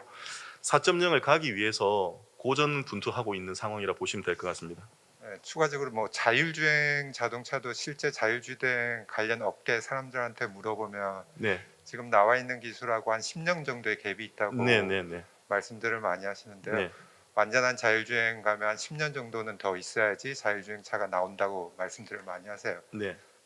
만약 저희가 목표로 가는 로지스틱 4.0도 우리나라에서 만약 진행을 한다면 예. 그 기간은 얼마 정도 걸릴 거라고 판단하시나요? 제가 처음에 현재 DX에 관련 키워드 중에 1번을 기억하실지 모르겠습니다. 북한 시대거든요. 블랙스완적 상황이라서 내일이 어떻게 될지 제가 모르기 때문에 오늘 얘기했다가 제가 영상을 봤을 때 답변이 틀리는 답은 하고 싶지 않습니다. 그렇지만 아마 기하급수적으로 빠르게 기술이 개발되고 있지 않습니까? 그래서 말씀하셨던 것보다는 빠르게 될 거라 생각합니다. 그리고 아까 자율주행 얘기하셨는데 기술적인 문제는 아니고요. 제가 알기로 물류 현장에서 기계가 움직인다는 거는 100% 폴트가 없어야 됩니다. 그게 어려운 겁니다. 자율주행을 사용하는 그 모든 국가에서 하는 이유는 사고율 제로 때문에 그렇거든요. 자율주행이 편하고 이런 게 아닙니다. 인간보다 사고를 덜 내기 때문에 모든 나라들이 그렇게 한다고 보고 있고요. 그러면 진짜 폴트리스한 기술이 돼야 됩니다. 그게 어렵다 하는 거로 저는 보고요. 자율주행이 뭐 5레벨, 5레벨이 됐는데 6레벨이 됐는데 사고가 나면 그건 아닌 거죠. 기술적 완성도가 안 된다 이렇게 저는 보고 있습니다. 답변이 되는지는 잘 모르겠습니다. 너무 질문을 많이 해주셔서 너무 감사드리고요. 좋은 답변해 주셔서 너무 네. 감사합니다. 네. 잠시 저희가 순서를 좀 바꿔서 안랩의 이종현 차장님이 먼저 발표를 하도록 하겠습니다. 발표 주제는 정보 보안의 요건하고 유통업에 이제 도입한 사례들. 유통업에서도 저희가 정보 보안이 필요한 사례들이 있기 때문에 그 부분을 공유해드리도록 하겠습니다. 네, 안녕하세요. 안랩 이종현 차장입니다. 만나 뵙게 돼서 반갑습니다. 네, 오늘 제가 소개해드릴 내용은 최신 보안 트렌드 그리고 그 트렌드에 따라서 업계에서는 어떻게 준비하고 있는지에 대해서 말씀드리도록 하겠습니다. 우선 최신 보안 악성 코드에 대해서 말씀드리도록 하겠습니다. 네, 첫 번째가 정보 탈취가 있습니다. 저희는 이제 범주 자체를 인포스틸러로 범주를 하고 있는데요. 사용자 메일 계정 정보도 포함되어 있고, 그 다음에 어떤 보안 제품을 쓰시는지, 그리고 내부에 어떤 기밀 정보들이 있는지 이런 부분에 대해서 정보 탈취하는 목적의 악성 코드가 있습니다. 두 번째는 개인정보 탈취용 피싱입니다. 여러분도 한두 번 메일 받아보셨을 텐데요. 메일에 있는 첨부 파일이나 아니면 메일 본문에 있는 링크를 클릭했을 때 이 내용을 확인하고 싶으면 아이디와 패스워드를 입력하라고 창이 뜹니다. 물론 그냥 창이 뜨는 게 아니라 배경에는 이제 업체와 유사한 좀 조접한 형식의 홈페이지가 있고 그런 식으로 로그인을 유도하고 있고요. 이런 그 입력된 계정들은 다 해커가 데이터베이스 형식으로 다 저장하게 됩니다. 세 번째 공격은 랜섬웨어입니다. 이미 많이 알고 계실 건데요.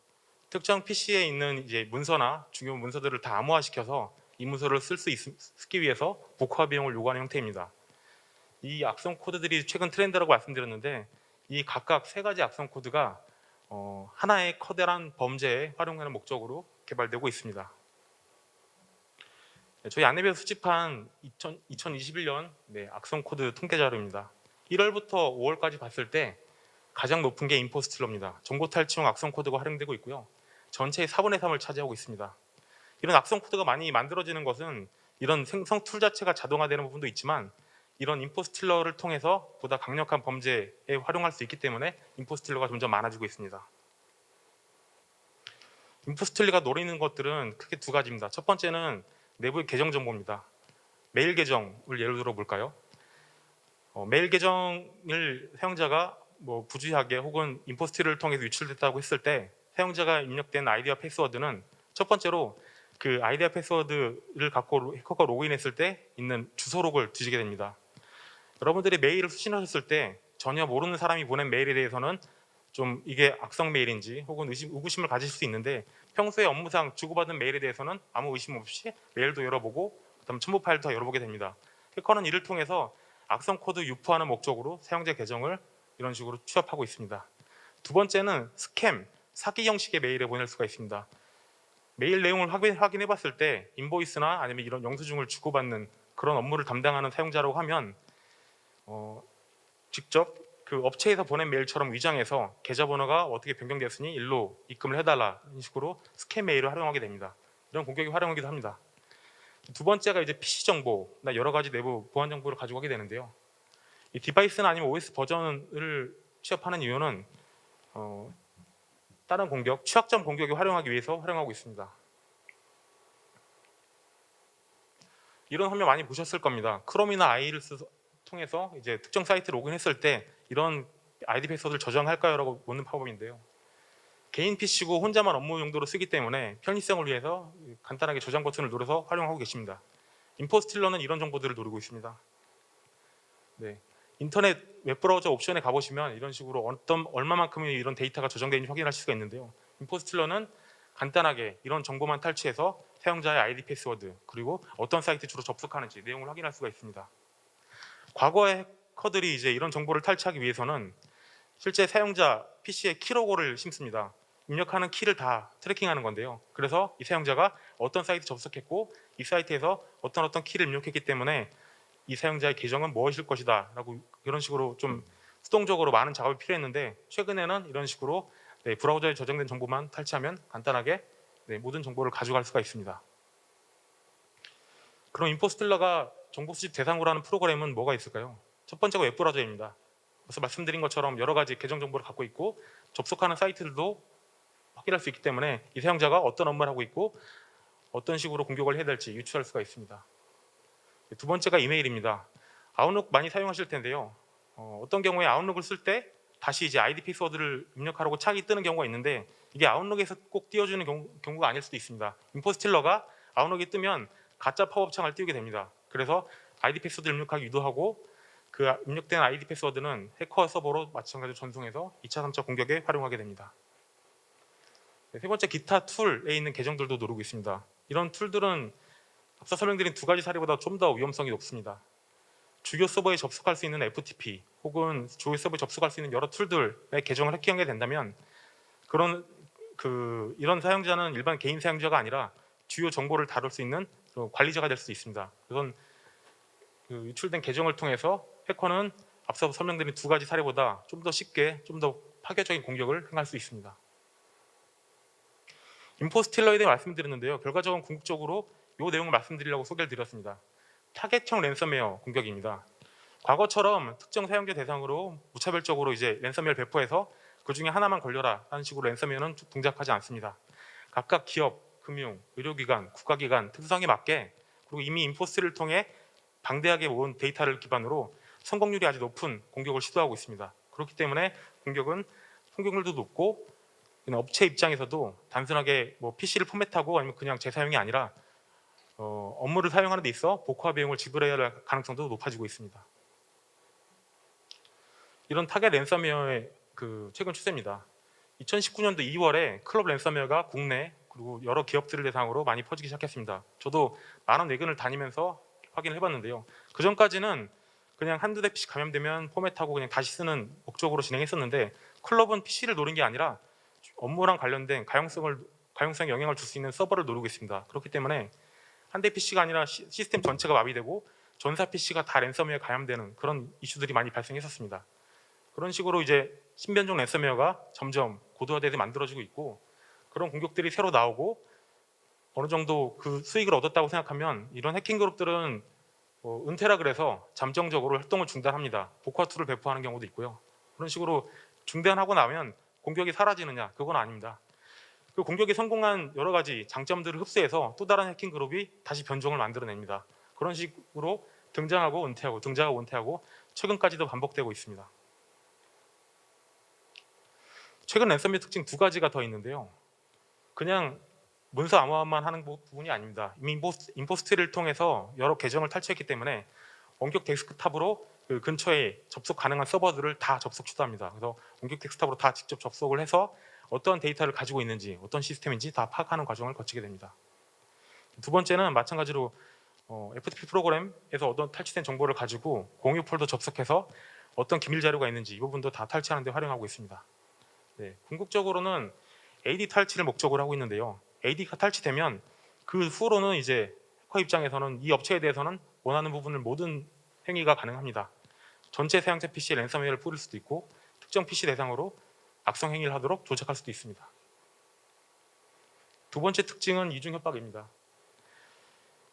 일단 무조건 랜섬 동작을 하지 않습니다. 첫 번째로 내부 기밀 정보를 일단 다 탈취합니다. 그리고 두 번째로 랜섬 행위를 시작하게 되는데요. 랜섬 하고 나서 이제 복화 비용을 요구하게 되겠죠. 업체에 따라서 복화 비용을 지불하지 않고 그냥 기존에 과거에 백업했던 데이터를 복원해 사용하겠다라고 할 수 있습니다. 그렇게 되면 해커들은 탈취된 정보, 기밀 정보들을 공개하겠다라고 협박을 진행하게 됩니다. 그래서 좀 더 공격 성공률을 높도록 여러 가지 기법을 만들어내고 있습니다. 다음은 취약점입니다. 취약점은 최근 20년간 수십만 개 만들어지고 있습니다. 과거부터 현재까지 계속 늘어나고 있고요.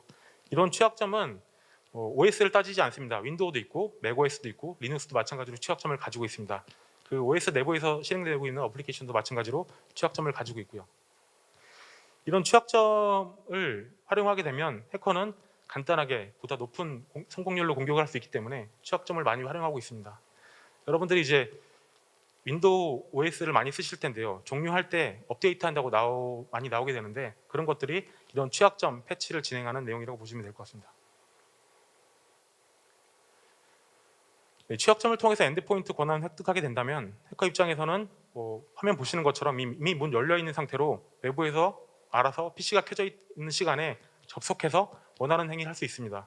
사용자는 이제 업무를 보고 있다고 생각하지만 백그라운드에서는 해커도 마찬가지로 업무 시간과 동시에 여러 가지 기밀 탈출이라든지 아니면 여러 가지 해킹 툴을 실행함으로써 이런 공격들을 진행해 나가고 있습니다. 네, 이런 사고들이 과거부터 현재까지 그다음에 앞으로도 계속 진행이 될 예정이고요.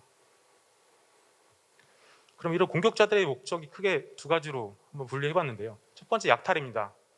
내부 기밀 자료나 개인정보 혹은 돈이 될 수 있는 게임머니나 아니면 암호화폐를 탈취하기도 하고요. CPU 취약점을 통해서 아예 PC나 서버를 파괴하기도 합니다. 두 번째가 협박입니다. 침해 사실을 공개하겠다 혹은 가용성에 문제를 주겠다 아니면 랜섬웨어를 동작하겠다 이런 식으로 협박하는 경우가 있고요. 근데 궁극적으로는 금전적인 이익을 목표로 하고 있다는 부분에 있어서 동일한 목적을 가지고 있습니다. 침해 사고 공격 사례입니다. 해커는 첫 번째로 사전 준비라 그래서 이미 임포스터를 통해서 그 수집한 정보를 가지고 공격을 준비합니다. 두 번째는 웹이나 아니면 이메일을 통해서 공격을 시도하게 되고요. 물론 내부에 갖고 있는 여러 가지 보안 솔루션에 의해서 공격은 차단되지만 일부 공격은 PC까지 전달되게 됩니다. 그래서 취약점을 통해서 이제 공격이 성공하게 되고요.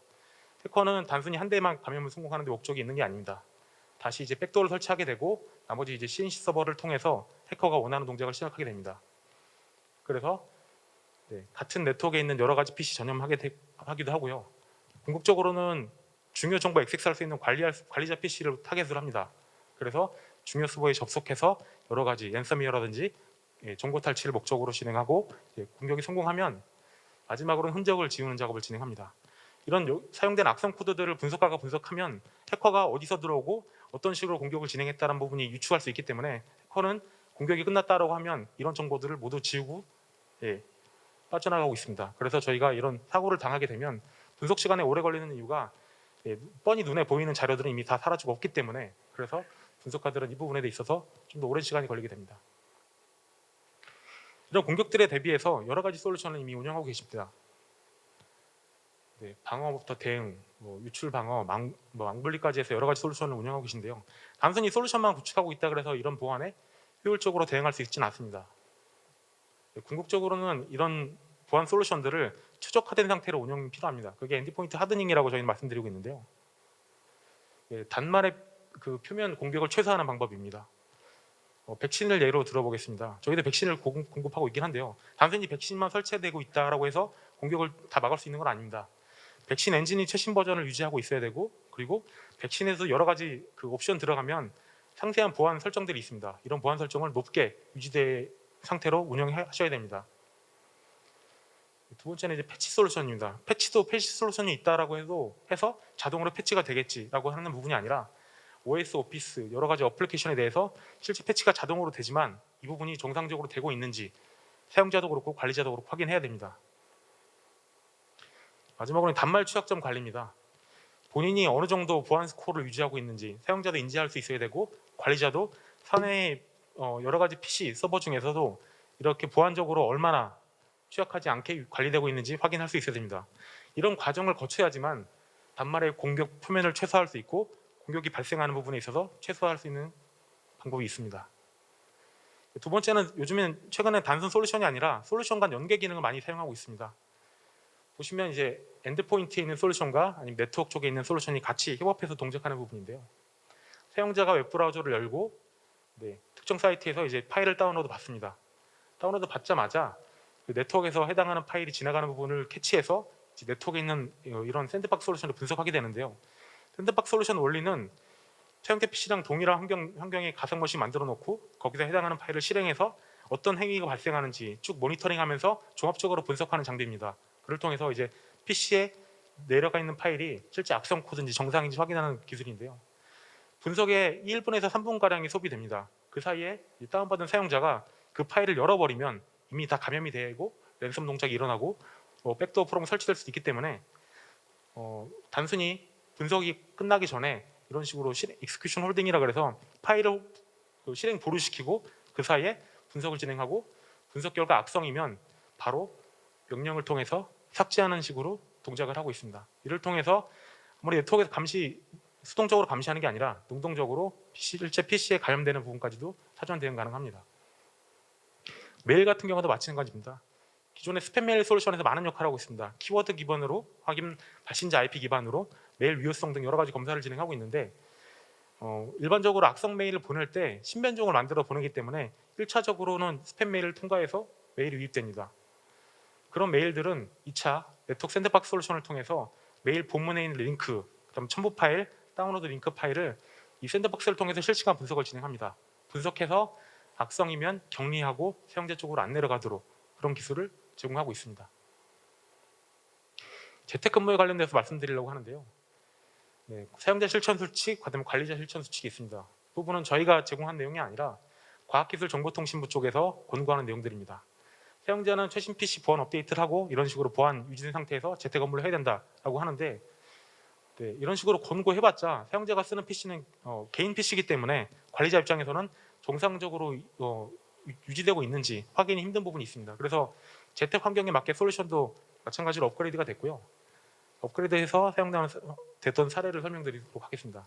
VPN 클라이언트를 통해서 일반적으로 외부에서 로그인하고 들어오시게 되는데요. 단순히 이제 VPN 클라이언트를 통해서 로그인하면 이제 내부 여러 가지 업무용 시스템을 다 접근할 수가 있습니다. 이 부분 차단하기 위해서 VPN에서 요 단말 점검 솔루션에서 이제 실시간 연동을 통해서 단말 스코어, 예를 들어 앞서 사용자 실천 수칙에 의해서 이런 조건들이 다 충족하는지 체크를 진행합니다. 백신 설치돼 있는지 아니면 보안 충족도가 다 충족하고 있는지 확인을 한 다음에 충족되면 VPN 로그인해서 그 다음에 업무할 수 있도록 하는 부분이 있고요. 충족이 되지 않으면 어떤 식으로 보안을 해야 된다라고 이제 안내 팝업을 띄우고 있습니다. 이런 식으로 이제 보안 유지된 상태로 재택근무 환경에서도 운영되는 환경으로 제공하고 있고요. 두 번째가 이제 원격 접속입니다. VPN을 1차적으로 로그인하고 두 번째가 이제 원격 프로그램을 통해서 이제 내부 PC 화면을 보면서 이제 업무하도록 하는 부분인데요. 마찬가지로 원격 접속 프로그램과 연동을 통해서 단말 취약점 점검해서 이거를 충족한 경우에만 로그인되도록 하는 기술을 제공하고 있습니다. 네, 그래서 이런 여러 가지 재택 환경에서도 마찬가지로 보안 유지된 환경에서 재택 환경을 할 수 있도록 기술을 제공하고 있고요. 네, 다음은 그 클라이언트 쪽이랑 네트워크 쪽 같이 협업해서 보안성 높이는 작업입니다.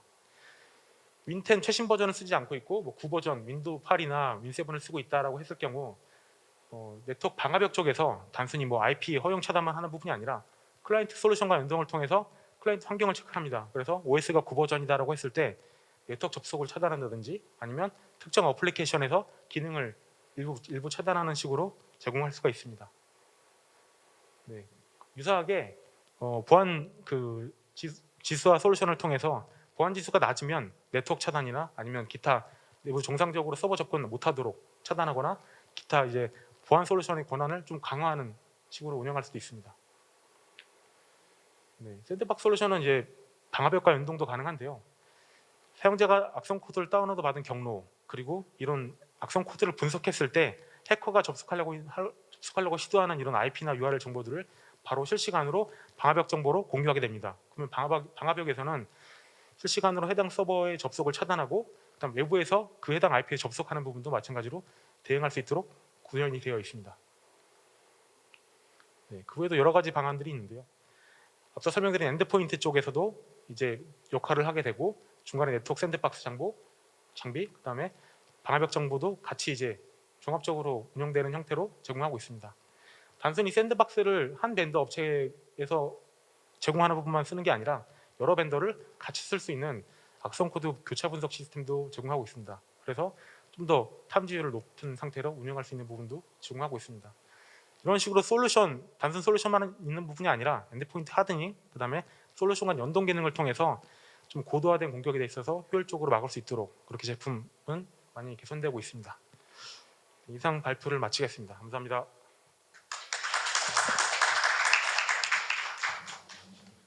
다음 세션은 KDX 한국 데이터 거래소의 이용빈 팀장님께서 데이터를 활용해서 유통의 디지털 익스피리언스 DT 전략을 수립하는 방법에 대해서 공유하겠습니다. 안녕하십니까. KDX 한국 데이터 거래소 마케팅 세일즈 팀장 이용빈입니다. 저는 오늘 이 자리에서 유통 물류업 전략 수립을 위한 데이터 활용 사례를 좀 사례 중심으로 발표를 하도록 하겠습니다. 앞서서 하셨던 그런 내용이랑은 조금 저는 좀 마케팅이나 기획 전략 쪽으로 좀 활용을 하실 수 있는 데이터와 내용을 좀 준비를 했는데요. 그런 내용을 감안해서 들어주시면 감사하겠습니다. 먼저 저희 KDX 한국 데이터 거래소에 대해서 조금 생소하실 것 같아서 저희 KDX에 대해서 비즈니스를 좀 설명하는 시간을 조금 간단하게 가져보려고 합니다. 저희 KDX 한국 데이터 거래소는 한국정보지능사회진흥원의 유통소비 빅데이터 플랫폼으로 출발을 했습니다. 정보사업으로 출발을 해서 저희는 현재 한국 최초 최대 민간 데이터 거래소로 좀 구상을 하고 있는데요.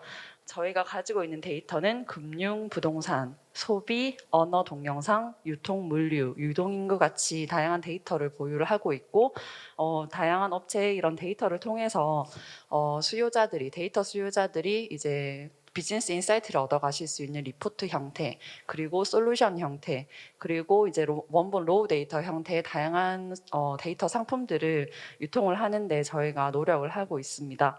또한 여기 계신 분들 중에서 DB에 다양한 데이터들이 좀 쌓여 있을 것 같은데 그런 데이터들이 또 다양한 산업군에서 활용될 수 있도록 그런 데이터들을 상품화하고 또 다시 가치화하는 그런 작업들을 저희가 진행을 하고 있어서 그런 쪽으로 비즈니스를 생각하시는 분들은 저희 KDX의 문을 두드려 주시면 좋을 것 같고 또한 저희가 올해 좀 중점적으로 진행을 하고 있는 게 DT 전략 수립을 위한 또 그리고 그런 개선 방안 도출하기 위한 DX 인증 사업을 운영을 하고 있습니다. 그런 것에 대한 자료들은 저희 이제 나가시면 부스에 리플릿이 제공이 되고 있으니까 그런 걸 참고하셔서 혹시 관심 있으신 분들은 신청을 해주시면 감사하겠습니다. 그렇다면 저희가 아까 좀 중복이 될 수도 있을 것 같은데 저희가 이제 왜 데이터 기반의 의사결정을 해야 되는지 좀 저희의 이런 유통 물류업에서 어떤 배경에서 이러한 니즈들이 좀 생겨나고 있는지를 먼저 말씀을 드리려고 합니다. 다양한 기업들에서 저희를 찾아와 주신 다양한 기업들에서 데이터를 기반으로 해서 의사결정을 하고자 하는 니즈가 굉장히 커져가고 있는데요. 예전에는 그냥 감으로 의존하던 이런 유통 물류업의 전략을 데이터를 기반으로 좀 똑똑하게 의사결정하고자 하는데 니즈가 높아지고 있습니다. 그도 그럴 것이 코로나 이후에 온라인 모바일 쇼핑몰을 통해서 거래가 굉장히 급증을 했고요. 온라인 유통을 좀 도입을 하시거나 혹은 좀 운영 차별화에 대해서 좀 고민을 많이 하시고 계셔서 저희 쪽으로 좀 기초 데이터들을 많이 요구를 하고 계십니다. 그리고 실제로 아까 또 잠깐 얘기가 나왔지만 온라인 쇼핑 같은 이런 영역의 급증으로 예전에 이제 식품 회사 같은 곳에서 이제 급식업 예를 들어서 식품 유통을 하시는 분들이 뭐 급식업체라든지 아니면 좀 프랜차이즈 위주의 이런 B2B 영업 중심의 이런 영업 전략을 많이 세우셨다면 최근에는 배민상회나 이런 다양한 그 B2B2C 영역의 사업자들이 많이 탄생을 하고 있고 또 오프라인 투 온라인 O2O 서비스 같은 고민도 되게 유통업에서는 많이 하시고 계셔서 이런 쪽으로 굉장히 인사이트를 많이 발견을 하시기를 원하십니다. 그래서 저희가 이런 하이브리드형의 이제 다양한 전략을 세우기 위해서 기초 백데이터를 많이 보유를 하고 있고 그런 것에서 전략 컨설팅을 좀 운영을 하고 있습니다. 이러한 배경에서 저희가 이제 보유하고 있는 그런 유통에 대한 데이터뿐만 아니라 유동인구 그리고 이제 업종별 지표 그리고 날씨에 따라서 어떤 상품을 더 많이 선호를 하는지 또 뭐 다양한 이제 파생 변수에 따라서 이제 상품들 그리고 물리에 대한 전략을 좀 세우실 수 있도록 저희가 데이터를 좀 제공을 해드리고 있습니다. 저희가 한 3가지 사례 정도를 간단하게 좀 준비를 해보았는데요. 먼저 온라인 추석 선물 트렌드 보고서입니다. 이 온라인 추석 선물 트렌드 보고서는 실제로 저희 KDX 한국 데이터 거래소의 홈페이지에서 무료로 다운받아서 사용을 하실 수 있으시고요.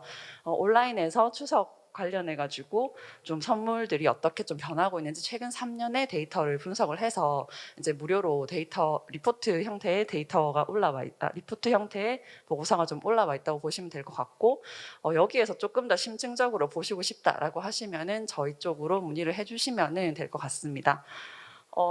예를 들어 저희가 이제 이 보고서의 내용을 간단하게 살펴보면 온라인을 통해서 이제 추석 선물 구매는 2018년부터 꾸준히 증가를 하고 있는 것으로 보이고 평균 금액 역시도 이제 11만 9천 원에서 14만 3천 원까지 지속적으로 증가를 하고 있습니다. 그리고 이제 명절 2주 전에 사람들이 가장 많이 온라인을 통해서 구매를 해서 좀 각 그 고향이라든지 이제 감사한 분들에게 선물을 보내고 있는 것으로 보여지는데요. 그렇다면 어떤 상품들을 좀 보내고 있는지를 살펴보면 이제 여성 구매자가 70%를 일단 차지를 하고 있는데 남성과 여성 모두 과일을 굉장히 많이 구매를 하고 있는 것으로 보이고요.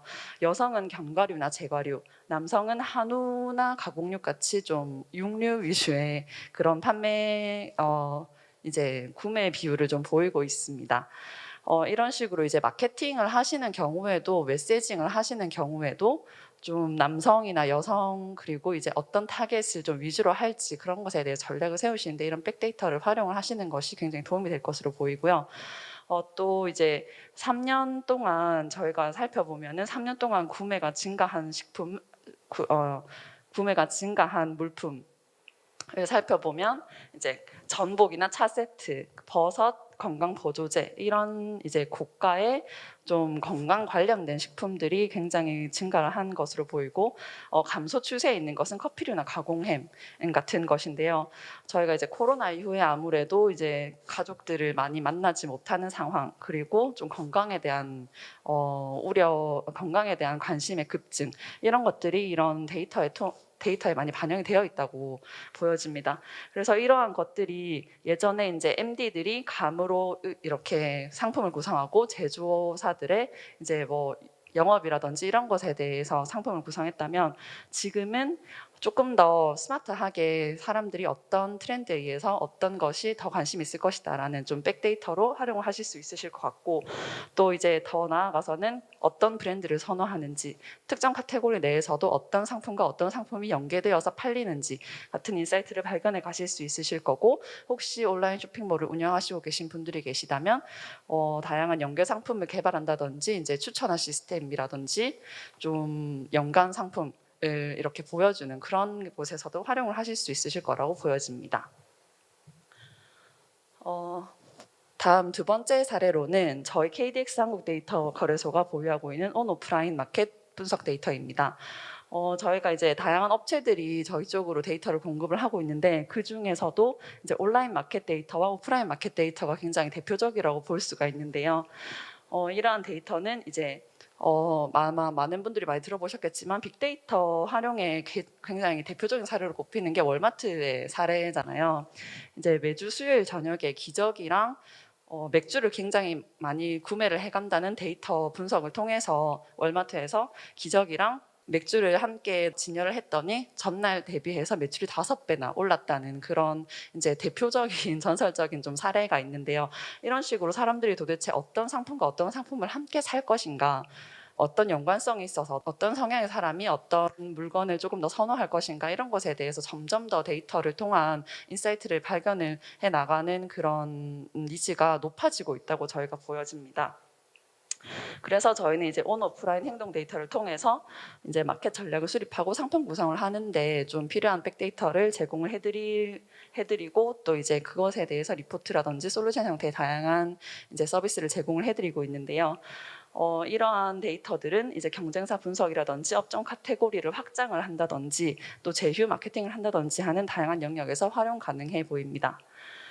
먼저 온라인 마켓 데이터를 간단하게 예시를 들어서 살펴보면 여성 패션 카테고리 구매를 살펴보면 이제 보통 자켓 같은 걸 살 때 여성분들이 티셔츠를 함께 구매를 많이 하는 것으로 보여지고 또 스포츠 의류는 또 스포츠 의류 하나를 사도 또 계속 스포츠 의류 내에서 계속 머무르는 그런 행동 패턴을 보여주는데요.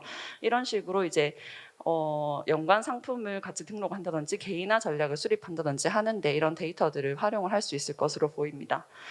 또 식품이 저희가 이제 저희 업체에서 이제 활용을 했었던 마케팅 사례인데요. 식품 쇼핑몰과 영양제 쇼핑몰에서 이제 그 한 사람이 이제 영양제 쇼핑몰과 식품 쇼핑몰에서 각각의 어떤 상품들을 샀는지를 좀 연계를 해서 분석을 해서 좀 상호 마케팅을 했었던 사례가 있고요. 그리고 이제 행동 관심사 같이 온라인에서 이런 데이터들이 쌓이다 보니까 뭐 건강 관련 기사를 본 사람들에게 영양제 관련된 광고를 내보낸다든지 직접적으로 마케팅까지 가능해지는 그런 시대가 되었습니다. 그리고 오프라인 마켓 데이터 역시 오프라인 포스 데이터를 활용을 해서 이제 대형 유통 인덱스를 제공을 해드리고 있는데요.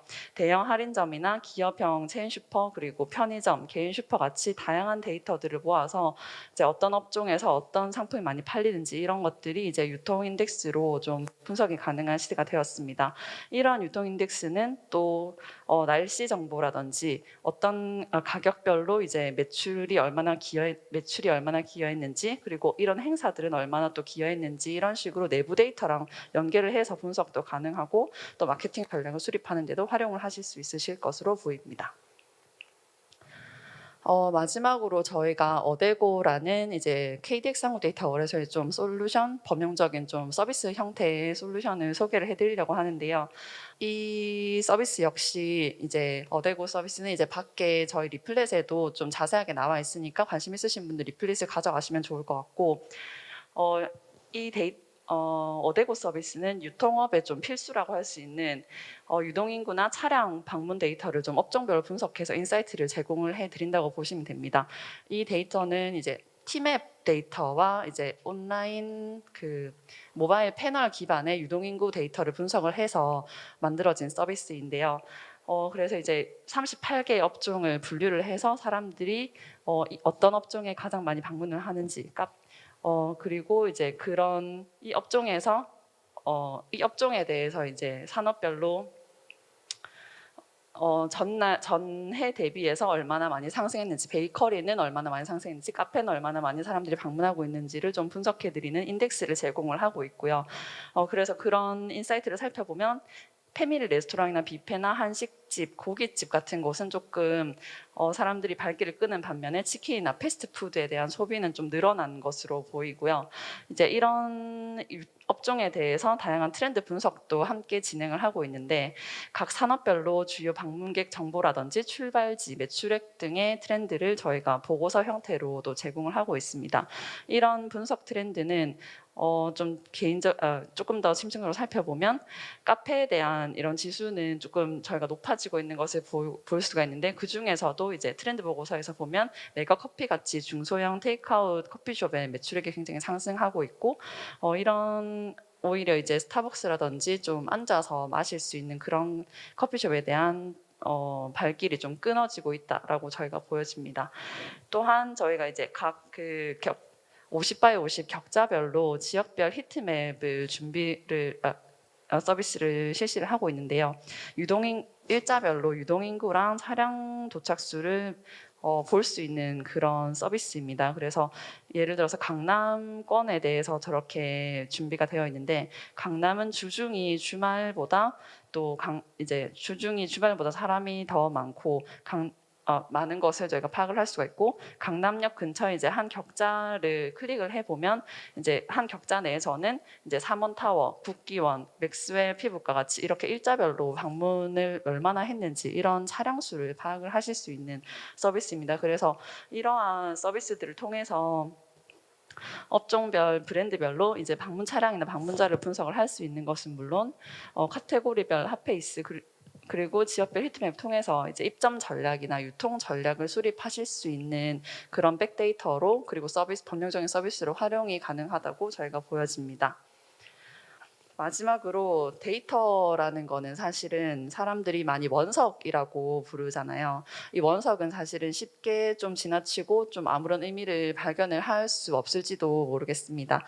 하지만 이 원석에서 이제 잘 가치를 발견하고 이를 잘 가공해서 다듬으면 여러분에게도 보석이 될 수 있을 것으로 보이는데요.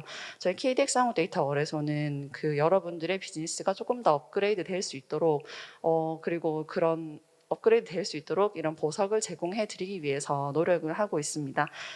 이상 저희 쪽으로 궁금하신 것이 있다면 저희 나중에 부스를 좀 찾아주시고요. 저희 발표는 이상 마치겠습니다. 감사합니다. 네, 감사합니다. 자, 마지막 순서입니다. 더존 비즈원의 전충재 상무님입니다. 유통 데이터 기반의 ERP에 대해서 어떻게 활용하는지 공유하도록 하겠습니다. 인사드리겠습니다. 저는 더존 비전의 전충재 상무입니다.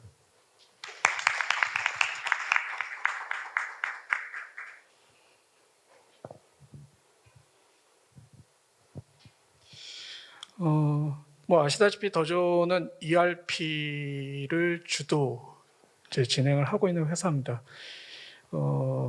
또한 이제 대상 고객에 대해서는 중소기업, 중견기업을 주로 시작을 하고 있었고요. 실질적으로 91년부터 저희가 중소기업 시장에 진출해서 2021년까지 계속적으로 시장에 대한 데이터들을 관리하고 있었습니다.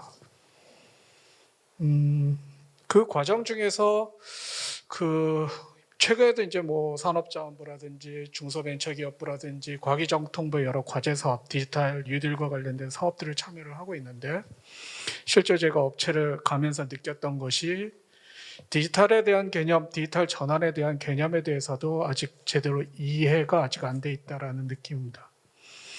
그래서 아날로그에서 디지털화하는 것이 디지털라이제이션이라고 하고 있고 이런 아날로그는 말 그대로 지금 주위를 바라보시면 이 현재의 모습, 자연적인 현재의 모습이 아날로그입니다. 근데 이걸 아날로그라는 자체는 한시적일 수도 있고 시간 데이터와의 관리도 어려울 수 있고 또 데이터를 다른 시스템과 연계가 상당히 어렵죠. 그래서 이거를 우리는 디지털 전환을 하려고 합니다. 그래서 데이터베이스 구조하죠. 그래서 중견연에서 한 것처럼 어떤 분이 오셨고 어느 회사고 이런 것들을 데이터 작업을 하죠. 그리고 항상 그것에 대한 갱신을 하는 작업들을 합니다. 이게 디지털라이제이션이고, 그럼 디지털 전환이란 뭐냐면 이런 디지털화된 데이터를 베이스로 해서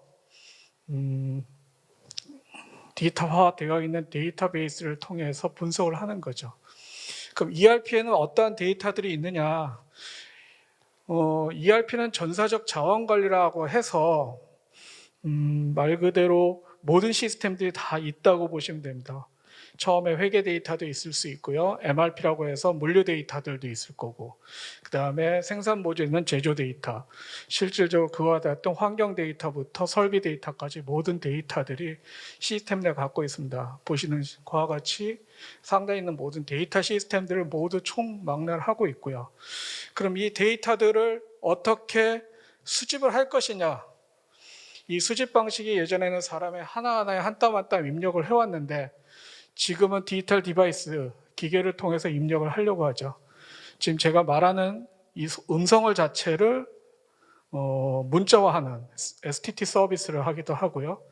팩스나 이런 종이 페이퍼리스에 대한 화상을 데이터를 스캐닝해서 해주는 서비스, 또는 기계 장비로부터 자동적으로 데이터를 가져오는 시스템들에서 데이터를 수집을 합니다. 그리고 수집하는 입력 방식 말고 데이터를 가져오는 그 과정 단계 시스템도 자동화 시스템을 쓰기도 하고요. 각각의 단계를 가져와서 자동적으로 데이터 입력하는 RPA 시스템 등을 적용을 해서 쓰기도 합니다. 그리고 이 데이터들이 ERP에는 플랫폼에 이제 데이터를 저장을 하죠. 그리고 이 저장 데이터는 아까 KDX처럼 외부의 데이터도 활용할 수 있도록 데이터를 해야 됩니다. 그리고 이 데이터가 꼭 양질의 데이터만 있는 게 아닙니다. 가끔 어떤 외부적인 상황 때문에 데이터가 크게 튀는 경우가 있습니다. 상하로. 그래서 데이터를 정제하는 업무를 합니다. 그리고 이 데이터 정제된 이 데이터를 가지고 결국은 디지털화된 데이터를 가지고 새로운 혁신 사업을 진행을 하게 되는 거죠. 그런 과정들이 실질적으로 보시면 다양한 데이터 형태의 모델링을 합니다. 실제 저희 더존에서도 이러한 모델링 작업을 하고 있고, 제가 행사 좀 늦어졌지만 이 데이터에 대한 어떤 모델 분석하는 모든 R&D 과제를 하고 있는데, 보시면 뭐 제조적인 베이스를 빼고 하면 재고나 한쪽에서 보면은 우리 회사의 창고에 얼마나 적정 재고를 가져가는 게 좋을 것인지, 어느 창고의 위치를 가져가면 좋을 것인지를 수년간에 쌓여있는 데이터를 가지고 분석을 해서 뽑아냅니다. 현재 공장 설비가 충청도에 있는 게 좋은지 경상도에 있는 것이 좋은지를 수주 데이터와 제조 공장 데이터의 유동량을 보고서 판단을 하고, 또한 공공 민간 데이터에는 국토부 데이터를 활용해서 차량이라든지 차량의 어떤 도로 위치에 따라서 최적의 위치를 뽑아냅니다. 그 다음에 제품 분량이나 이런 것들도 실질적으로 요즘은 카메라 인식을 해서 뭐 여러 가지 시스템을 통해서 육안 인식 시스템을 통해서 머신러닝을 시켜서 고장 분석을 하거나 또는 분량 분석을 해주고 있습니다. 그래서 이러한 여러 솔루션들이 ERP에서 데이터를 들어올 때 그러한 여러 소프트웨어들, 아까 WMS도 있고 QMS 서비스도 있고 또는 뭐 다양한 시스템들을 활용을 해서 데이터를 가져오고 있습니다.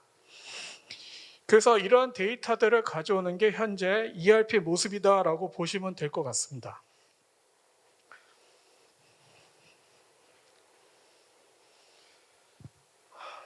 자, ERP 시스템이 어떻게 변경되고 있느냐? 아까 얘기했지, 데이터들을 여러 시스템을 통해서 사물, 디바이스 통해서 디지털 기기를 통해서 데이터를 가져오고요.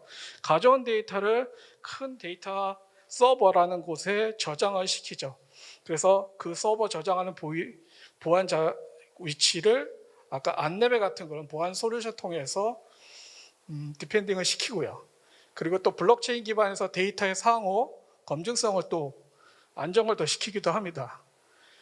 그렇게 이렇게 데이터에 대한 것을 갖고 KDX 같은 그런 솔루션을 갖고 와서 데이터 분석을 통해서 ERP 안에서 보여줍니다. 그래서 ERP 자체는 여러 솔루션과 연계가 되는 시스템으로 변경이 되어 있고, 이 연계 작업을 하기 위해서는 서로 간에 표준화와 규격화 작업들을 지금 하고 있습니다. 그래서 산업자원부 쪽의 여러 기관들을 통해서 이런 데이터 규격화 작업에도 도전을 참여를 하고 있고요. 실질적으로 그런 효과가 얼마나 있었는지 보면은 불량률이 66.5%가 감소되어 있고, 제조 쪽에서, 생산 쪽에서는 많은 작업을 했습니다. 물류유통보다 하다 보니 이런 불량이라든지 고장 또는 설비에 대한 가동 분석에서 배 이상의 효과를 발휘하고 있다는 것이 작년 중소기업 중앙회 자료 검증에서 나오고 있습니다.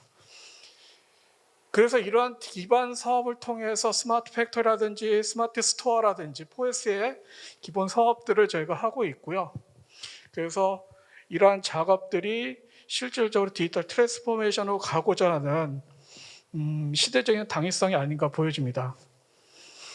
실내적으로 제가 며칠 전 본 영화 보면 머니볼이라는 영화가 하나 있죠. 우리 프로야구. 옛날 프로야구에는 우선 홈런 타자나 이런 사람들이 되게 중요했습니다. 그래서 미국의 메이저리그에서 양키스라든지 LA 다저스 같은 경우가 우수했지만, 그 당시 오클랜드라는 회사가 모든 선수의 데이터화합니다. 실제로 이기기 위해서 출루를 높이는 선수들에 대한 데이터 분석을 해서 과감하게 명성에 있어 감에 의해서 있는 선수가 아니라 데이터 기반에 있는 선수로 해서 그 팀은 가장 자본력이 약한 그 야구팀이 20연승을 했었죠. 그래서 우승을 못했지만 실질적으로 준우승까지 하는 그러한 경험을 만들어 놓은 경력이 있습니다. 그 사례가 있습니다. 이걸 그대로 받아들여서 보스턴이 반비오의 저주를 끌고 메이저리그 우승을 했죠. 실질적으로 데이터 기반이 상당히 이런 효과가 있다는 것은 바로 이러한 실증 사례에서 보여줄 수 있으려 보여집니다. 자, 이 기반에서 저희도 시스템들을 구성을 했습니다. 그래서 요즘의 시스템들은 기본적으로 데이터에 대한 ERP의 인입 부분과 그 다음에 분석하는 영역으로 하고 있고요. 예전에 있는 시스템과 타 시스템과 인터페이스, 연동하는 부분에 대해서 포커스를 맞추고 있습니다. 그래서 각각의 이런 모듈들이 구성이 되어 있어요. 그리고 이러한 시스템들이 더존 시스템 내에서 받아들인 게 실제 오퍼레이팅을 해주는 게 아니라 여러 간의 특징적인 그런 전문화된 여러 솔루션과 상호 연계하는 형태의 구조로 바뀌고 있습니다. 모든 걸 다 하는 게 아니라 WMS 시스템도 아까 얘기했을 때 좋은 얘기 하셨죠. ERP의 물류 시스템하고 WMS 차이가 분명히 있는 겁니다. 그리고 생산 시스템과 MES 시스템의 ERP의 생산과 MES는 또 다르거든요. 제조 실행 시스템. 그 다음에 ERP가 갖고 있는 품질 관리하고 QMS 시스템하고 다릅니다. 아까 했던 WMS나 QMS는 실질적으로 업무하고 거의 같이 연동되는 형식이라면 ERP는 그 결과 데이터를 가져오는 부분이기 때문에 이런 ERP 시스템은 그 시스템과 연동하는 구조로 가고 있습니다. 그래서 ERP 시스템은 그러한 데이터를 가져오면 데이터를 보여주는 BI 시스템과 그 데이터를 분석해주고 설계를 하는 머신러닝 시스템과 그걸 갖고 새로운 모델링을 해서 다시 재창출하는 어널리틱 시스템, 이러한 5단계의 구성으로 작업이 되어 있습니다. 이와 같이 데이터 기반의 시스템들은 각각의 KDX 통해서 데이터를 가져오고요. ERP 본연의 데이터를 갖고 결합을 시킵니다. 실예적으로 하면 아까 프랜차이즈 업체, 저희도 샘플은 이제 프랜차이즈로 갖고 왔는데, 프랜차이즈 업체에서는 일반적으로 거리 분석, 국가에서 지정하는 얼마의 거리를 얘기하지만 통신 데이터와 결합돼서 우리 휴대폰으로 통신 데이터면 서울시 종로구 종로 1가에 젊은 여성이, 20대 여성이 얼마나 많이 빈도하는 것을 통신 데이터로 확인할 수가 있습니다. 또는 티맵 데이터를 쓰면은 어떤 분이 어떤 거리를 움직이는지를 확인할 수 있습니다. 그러한 데이터를 이렇게 갖고 오는 겁니다. 물론 구매해서 갖고 올 수도 있고요. 협력 관계에서 데이터를 갖고 올 수도 있고 ERP 본연의 데이터를 갖고 가공을 할 수가 있습니다. 그리고 가공한 데이터를 갖고 실질적으로 보고요. 그걸 통해서 머신러닝을 시킵니다. 실제 데이터에 대해서 분할을 시키고 이 분할된 데이터를 갖고 한 70%의 데이터를 머신러닝 시킨다. 머신러닝한 데이터를 갖고 실제 데이터 나머지 갖고 있는 30% 갖고 우리가 추정한 것과 실제가 어느 정도 맞는지를 갖고 비교 분석하는 화면을 갖고 있습니다.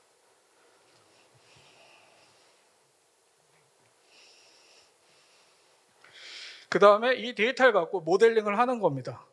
실제로 추정 재무제표를 뽑아낼 수도 있고 생산 계획에 대한 예측 생산 계획 모델을 만들 수도 있고 판매 예측 모델 또는 제거 회전수의 모델을 시스템 내에서 모델링 데이터를 통해서 산출을 합니다.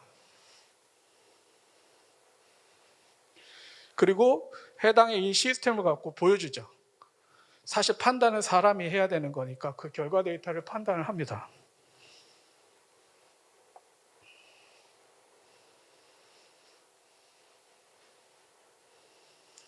이제 그것이 실제로 어떻게 전환되는지에 대한 사례를 설명할 수 있도록 하겠습니다.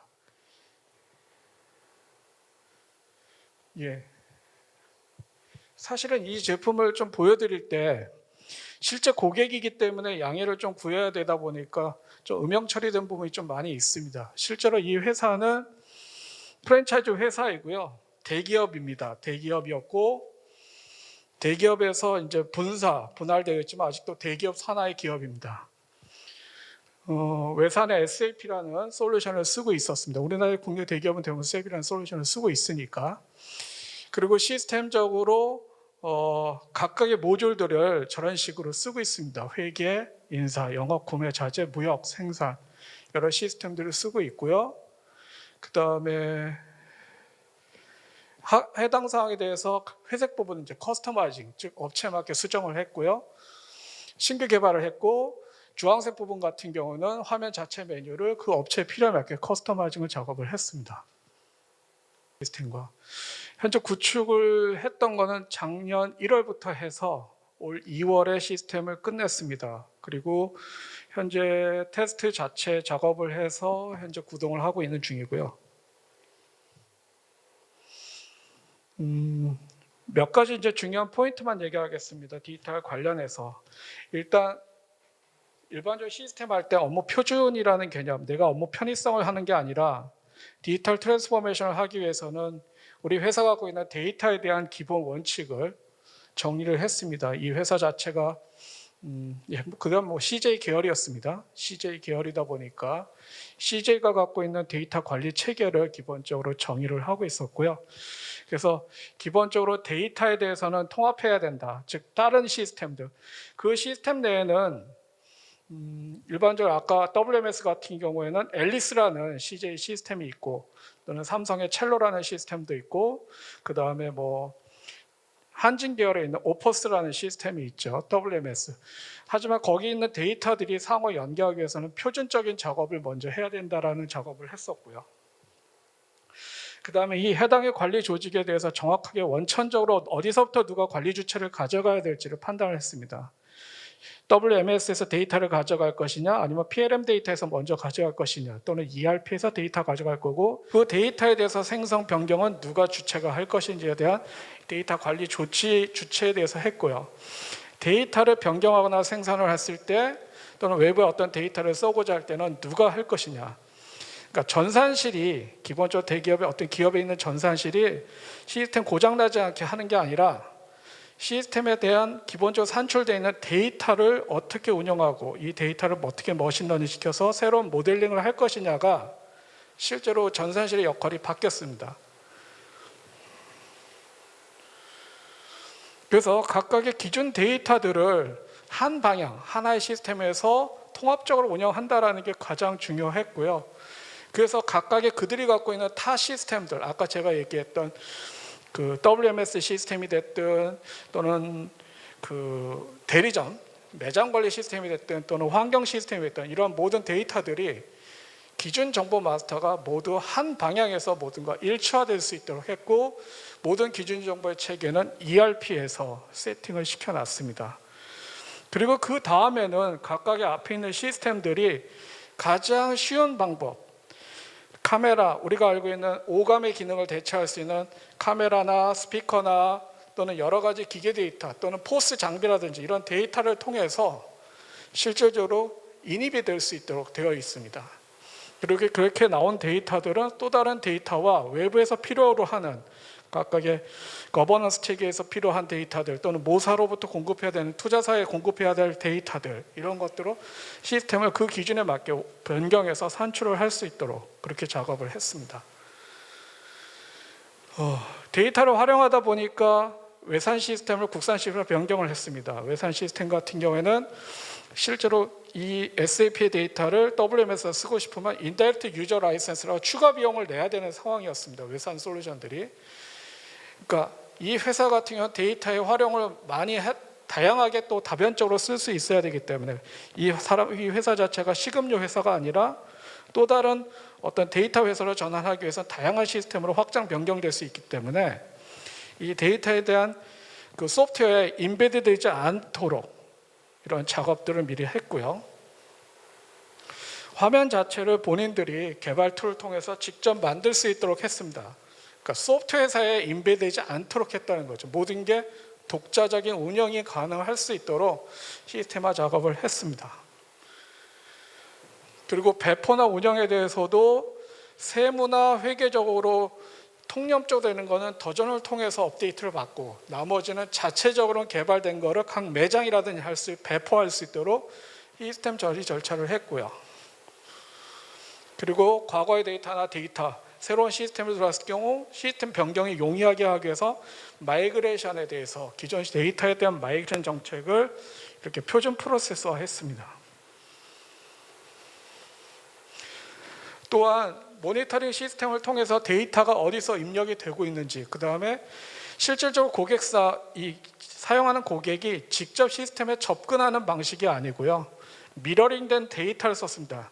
소위 말해서 가상화된 데이터 화면만 모든 직원들이 보는 거고요, 실제 데이터들은 직접 접촉하지 못하도록 막았습니다. 이는 아까 했던 보안에 대한, 해킹에 대한 위험을 방지하기 위해서 시스템을 이중화해놔서, 이중화라는 개념보다는 본 시스템을 놓고 본 시스템을 거울처럼 바라보는 시스템 하나 만들어서 그 거울을 보면서 일을 하는 그런 시스템 구조를 했습니다. 그래서 본 시스템은 철저한 방어 안에서 움직여지지 않도록 하였고, 그러다 보니까 데이터를 가져오거나 이런 부분에 대해서 상당한 통제 조치를 취할 수 있도록 구성을 해놨습니다. 장애 접수는 이런 체계를 다 만들었고요. 그 다음에 이제 데이터의 이제 수집입니다. 아까도 얘기했지만 ERP 시스템이 업무 편의성이 아니라 회사도 변화가 될 거고요, 직원들도 자주 교체가 되기 때문에 그 사람에 대한 업무 편의성 문제가 아니라 회사가 얻고자 하는 목적은 장사를 잘하는 거죠. 좋은 제품을 파는 거다 보니까 결국 가장 중요한 거는 프로세스의 편리성보다 바로 이 데이터의 중요성이고, 데이터를 어떻게 관리할 것이냐가 시스템의 도입 목적입니다. 그래서 각각의 데이터들을 전국 매장에 있는 매장 데이터와 식자재를 만들어서 공급해주는 곳, 식자재를 만드는 제조 공장 쪽 데이터, 그 다음에 이걸 전체적 본사에서 컨트롤하는 데이터, 그 다음에 투자사에서도 봐야 되기 때문에 투자사가 봐야 되는 조건들, 이러한 것들을 실제 데이터하는 관리 체계를 이런 식으로 정리를 해놨습니다.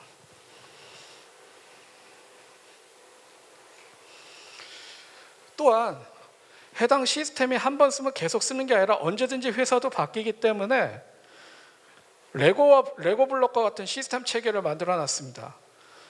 백본의 시스템은 그대로 놔두더라도 우리가 WMS 시스템을 앨리스를 쓰고 있다가도 첼로로 바꿀 수도 있습니다. 언제든지 교체가 가능할 수 있도록 사스 마트를 데이터 마트라든지 시스템, 솔루션에 대한 마트를 구성을 해서 그 마트 데이터를 가져와서 언제든지 담당자가 필요 부서에 따라서 적합한 사스 솔루션을 선택해서 띄었다 붙였다 할 수 있도록 구성을 해놨습니다. 아까도 계속 얘기했지만 이 고객사는 솔루션 업체 또는 사스 업체에 인베드되지 않고 독자적인 데이터를 어떤 비용 부담 없이 원활하게 운영 관리하자는 게 가장 큰 목적이었기 때문에, 또 독자적인 운영 조직을 갖고 있기 때문에 이러한 체계 구성이 가능했습니다. 그래서 이러한 서비스를 했고요. 향후 이러한 서비스를 통해서 확대, 전사 인력 자체가 시스템을 고장 안 나게 쓰는 게 아니라 이 부서에게 가장 필요한 시스템을 어프로치하고 그걸 선택할 수 있는 그런 구조로 제공을 하고 있습니다. 또한 데이터, 각각의 우리 가맹점주들도 독자적으로 운영하다 보니까 가맹점주들이 쓸 수 있는 시스템에 대한 교육이나 이런 환경들을 제공하는 구조로 확대하고 있을 예정입니다. 이거 외에 이제 다양한 사례들을 간단하게 좀 설명을 드리도록 하겠습니다. 아까도 얘기했지만 디지털 트랜스포메이션은 전략입니다. 지금은 소위 말해서 스타벅스가 사이렌 오더를 할 때 대놓고 얘기를 하는 게 아니라 이 자체의 디지털 트랜스포메이션은 기업을 성장시킬 수 있는 툴입니다. 정보를 제가 자세히 드릴 수는 없습니다. 저희가 직접 구현한 사례다 보니까. 현재 현대백화점의 전 시스템이 현재 저희 도전 쪽을 통해서 운영을 합니다. 이쪽에 있는 시스템은 크게 보면 실제 영업 데이터, 포스죠. 매장에 있는 데이터가 빨리 본사에서 인입되는 정보 데이터의 속도가 중요했습니다. 그래서 실제 포스 장비에 대한 시스템과 모니터링을 중요시했습니다. 각 매장에 대한 형태. 왜? 장사가 안 되는 매장은 바로 빼야 되니까요. 그리고 장사가 되는 매장을 키워야 되고, 실제로 매장의 회전수 측면을 강조시켰습니다. 그래서 그러한 시스템과 모니터링을 좀 강조를 했고요. 카카오 프렌즈 같은 경우에도 포스와의 연동입니다. 그 다음에 CJ 물류 배송 시스템과 아까 연동입니다. 아까 처음 얘기했던 그 물류 유통 시스템과 실제 연동을 하는 겁니다. 왜? 매장에서 필요한 잘 판매되는 물건을 빨리 갖고 와야 되고 누구보다 디스플레이해서 회전수를 높여주는 게 목적이다 보니까 아까 했던 배송 시스템하고 그다음에 포스 시스템과 연동 시스템을 주도적으로 진행을 했습니다. 모나미입니다. 모나미는 실질적으로 기존 시스템들이 일본계 시스템을 쓰고 있었고요. 일본 시스템이다 보니까 상당히 수작업들이 많았습니다. 그래서 이걸 자동화하는 과정을 했었고요. 실질적으로 모나미의 제조 공장은 한국에 거의 없습니다. 잉크 회사 외에는 없기 때문에 제조인 중국이나 동남아에 있는 제조 공장에 있는 시스템을 국내의 서플라이 벤더한테 공급하는 그러한 유통체계에 대해서 집중을 했습니다. 그래서 보시면 계열사의 통합 생산관리 시스템이라는 것이 실제 유통 판매 조직과 연결돼서 판매되는 것만큼 생산 오더가 넘어가는 그런 구조라고 보시면 될 것 같습니다. 그 다음에 해외에서 만들다 보니까 잉크는 한국에서 만들지만 실제로 펜슬, 그 다음에 펜슬에 들어가는 노즐 이런 것들의 공장들이 실제로 기술력에 따라서 해외 공장, 중국 공장, 태국 공장 이런 데들과 연관성이 되게 필요합니다. 그래서 이 해외 물류에 대해서 한사의 완성품을 가서 어느 지역에 미국에 공급을 하든 일본에 공급하기 위해서 필요한 것들에 대해서 각 원자재 반제품에 대한 공정에 대한 지시를 판매 시스템, 유통 시스템과 연계해서 운영을 하고 있습니다. 난닝구라는 패션입니다. 아까 직전에 이제 아마 데이터 분석하셨던 그쪽인데 소위 말해서 온라인 판매를 합니다. 근데 우리나라 온라인이 엄청 많죠. 11번가도 있고 인터파크도 있고. 근데 데이터가 다 다릅니다. 그럼 그 데이터를 저희 ERP 영업 시스템에 다 갖고 오려면 표준화를 해주는 작업을 하거나 아니면 각각의 구조를 인식해서 ERP 작업하는 걸 RPA로 구성을 해줘야 됩니다. 현재 여기는 RPA 기반 솔루션으로 지금 작업을 진행을 하려고 하고 있고요. 그 직전 단계는 뭐냐면 그 RPA 업무를 대행해주는 서비스 몰이 있습니다. 그 서비스 몰을 통해서 지금은 작업을 하고 현재는 RPA 기반으로 전환하는 작업을 진행을 하고 있는 중에 있습니다.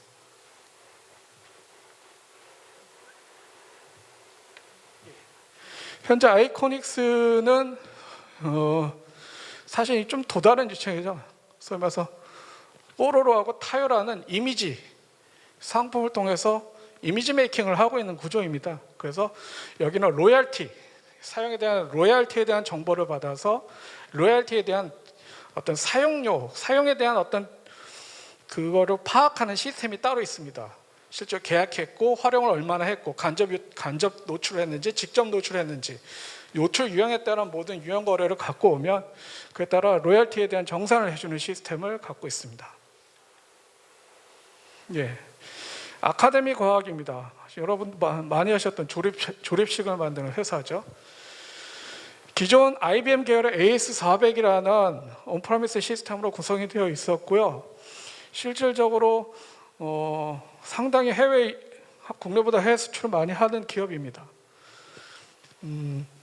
실질적으로 이런 것들 같은 경우는 중도에 판매하는 회사가 있습니다. 문방구에 직접 납품하는 게 아니라 실제로 각 지역별로 판매 총판이라는 것이 있고 총판과 본사 간의 어떤 물류 유통 계약을 하는데 보시면 유선과 팩스로 주문을 했었습니다. 뭐 강동구에 문구점이 뭐 이거 판매점이 뭐 한 27군데 있는데 팩스로 주문 오는데 그 팩스를 일일이 받아서 손으로 열심히 쳐넣는데 쳐넣다가 변경이 생기거나 그 시점 차에서 시간이 어렵겠죠. 그래서 주문하는 시스템에 웹수주 시스템을 각각 깔았습니다. 깔아서 그쪽에서 직접 입력을 하는 구조를 하는 방식을 취하고 있습니다. ABC 마트는 뭐 일본계 신발 유통사죠. 결국은 신발이라는 것들이 만들어진 제조사, 아까 뭐 나이키와 같은 그런 구조일 겁니다. 실제로 만드는 거는 다 동남아에서 만들죠. 사실 디자인을 작업하는 게 나이키라면 다 만들어진 걸 갖고 가장 최적의 저렴한 유지 비용, 운영 물류 비용을 최적화해서 마진을 극대화하는 것이 ABC 마트의 기본 형태이고요. 그러다 보니까 소위 말해서 재고 관리나 재고 회전수가 있고요. 역시나 여기도 온라인 유통입니다. 쿠팡이나 이런 것 같이 워낙 그쪽 아마존이나 이쪽 유통이 워낙 하다 보니까 그 시스템과의 연계, 이커머스 모듈을 연계 구축하는 작업들이 주 포커스였습니다. 예, 나이키입니다. 윈윈 스포츠는 나이키는 국내 여러 매장을 독점적으로 하는 게 아니라 다양한 업체의 판매 유통 매장을 갖고 있습니다. 그래서 실질적으로 나이키의 T2I 솔루션에서 각각의 데이터를 받아오게 되니까 마스터 정보 데이터들, 신제품에 대한 코드라든지 규격 코드를 받아와야 되겠죠. 그에 대한 연동이 일단 우선적으로 필요했고요. 그리고 자기 자사몰, 즉 쇼핑몰에 대한 웹 온라인몰에 대한 작업들을 했고요. 그 다음에 매장과 백화점입니다. 백화점이 4가지 형태가 있습니다. 백화점이 물건을 사서 파는 경우가 있고요. 우리 루이비통이나 샤넬처럼 전문 내가 직접 입점해서 하는 매장이 있고요. 그 다음에 임대 매장이 있고 빌려서 하는 매장. 그 다음에 가판점처럼 엘리베이터나 뭐 에스컬레이터 옆에 판매 매장을 만들어서 4가지 방식이 있는데 형태대로 백화점이 주는 수수료가 좀 다르고요. 기본적으로. 그리고 제공하는 창고 관련 형태가 달라집니다. 소위 말해서 내 물건이지만 백화점한테 판 것만큼 정산해 주는 것이 있고 아예 실제로 다 넘겨놓고 제거됐다 안 된 거를 백화점이 떠안고 가는 제고도 있죠. 그런 거에 따라서 업무 통합을 하는 시스템을 반영할 수 있도록 되어 있고요.